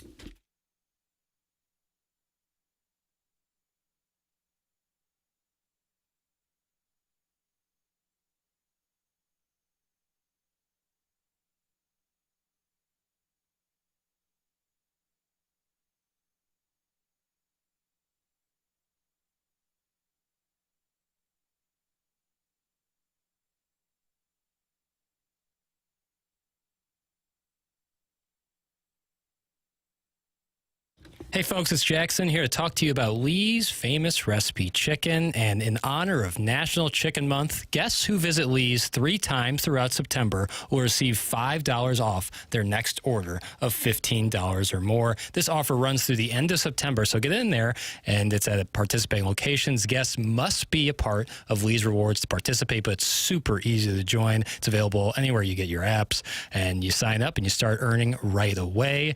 Lee's Famous Rewards are free to join. Members earn 1 point for every $1 spent. So if you want to try out their new chicken sandwich, which looks outstanding, you get some potato wedges on the side of that. I highly recommend getting some of that Chipotle ranch. You dip the wedge in there. You can dip the chicken in there, and you're earning points while you're eating. And for every dollar spent, you get a point. It's redeemable for discounts and menu items, and guests can sign up through the Lee's app. Again, super easy to use. This is all in honor of National Chicken Month, and it goes through the end of September. Sign up. Lee's Famous Recipe Chicken.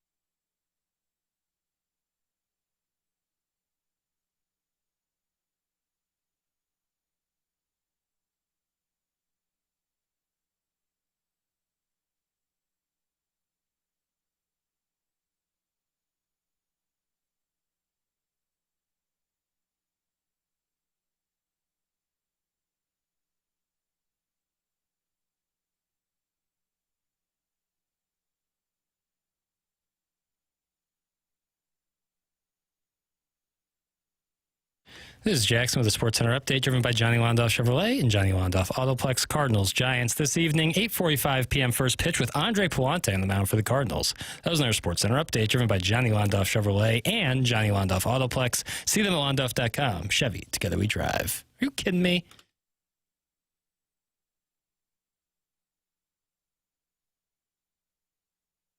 Design, Air, Heating, and Cooling email of the day time. Here we go. Morning after at InsideSTL.com.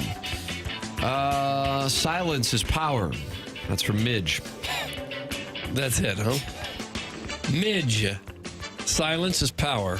I got filtered, and by gosh, I deserved it. Email of the day has no use for dirty words, so I cleaned up said email. Here's what aggravates me about the Mizzou game. Should have never been that close. You don't play for the M on the uniform. You play for the Tim in the alumni section of the stadium. If that doesn't get you fired up, nothing will. I have trepidation when you play Woburn on the road and Tim's not there. But this email isn't all about negativity. It's about begativity. Sunset Hills Marshals, Saturday, September 20th, 2025. I was in the changing room when I asked for some help. Hey, man, anybody out there? This zipper is stuck on these slacks. No. He immediately came in.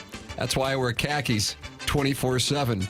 One thing led to another. When I told him the naughty word wasn't quite getting me there, then he said it. I don't pull this weapon out unless I need it. My response, I need it. I need it really bad. Then it just turns into racy ongoings. This got Kevin Miller undertones to it. It's Kevin Miller, isn't it? I signed an NDA. Oh, it's Kevin Miller. Kevin Miller. Hey, boys. On the show last week, Jackson, he'll get there while discussing Luther Burden on the Bears. Doug, I don't think he's going to get there, implying he won't make it in the NFL. Next game, Burden has 101 yards receiving and a tutty. Gatesworth him! Later, lovers, that comes from Horny. Yeah, it's actually inaccurate, but we'll write his name down, Horny. My daddy would have been a professional football player if it wasn't for Coach Kornfeld. Luckily, his greatness was able to shine through the many different outlets for radio that he has been a part of over the years. I'm still a little mad about being left behind for the game on Saturday, but I'm sure I will get to go to the Alabama and Auburn games. Also, can you tell Mr. Vitale to step off? He seems to be everywhere my mommy takes me. That's from the 3-year-old. Doug, is that my 3-year-old writing in again? It could be. My 3-year-old. And finally, so apparently I found an episode that was scrubbed from the Libby Movie Boy feed, but not before I got my hands on the transcript. Just wondering why your team would scrub the episode centered around Tu Wong Fu. Thanks for everything, Julie Newmar. Brought to you by Movie Boy Jack, presented by Gangster Pete's Armadillo, an offensively large backwards hat for an almost 50-year-old emporium and fireworks. Anyways, here's the totally objective, not at all biased blurb originally posted before it got nuked. At last, a film brave enough to give us what America has always needed. Patrick Swayze in a corset. Oh. In a pre-9/11 landscape, Tu Wong Fu doesn't just challenge gender roles, it demolishes them with the subtlety of a producer setting their shoe on fire in studio because they weren't getting enough of Tim's attention. This isn't just drag comedy. Wesley Snipes strutting in heels is a bigger blow to the patriarchy than we and my camping buddies, Oatmeal Pregnancy Pillow and Lisa Frank, Trapper Keeper, all majored in women's studies at Mizzou. Is it dated? Sure, but in 1995, this is liberation cinema and deserves its place next to How to Lose a Guy in 10 Days in the Movie Boy Hall of Fame. Anyone who says otherwise is clinging to heteronormative VHS tapes of Top Gun like emotional support animals. Why'd you guys delete that? Best, that's from Riot's dad. I think I might start a spite movie review podcast with boy spelled differently a whole bunch of times. Doug, Riot's dad writing in, and that's why I for the Design, Air, Heating, and Cooling. Riot's dad was the only decent one of the group, so that's who I'm voting for. I'll go with that one that sounded like Kevin Miller, but I don't think it was him. Oh, I'm going Kevin with Miller. Horny. Riot's dad has won the Design, Air, Heating, and Cooling email of the day. Recommended listening or watching. Go back and watch or listen to John Mozeliak in studio with us on the TMA STL YouTube channel. It's all there for you, about 80-minute conversation. And you can podcast it via the Schaefer Door Company podcast app. BK and Ferrario are coming up next. For Jackson Burkett, for Chairman Kurt, for Martin Kilcoyne, for my brother Kevin, for Douglas Elvin Vaughn, I'm Tim McKernan. This has been TMA, presented to you by Brown and Crouppen on 101 ESPN and the TMA STL YouTube channel.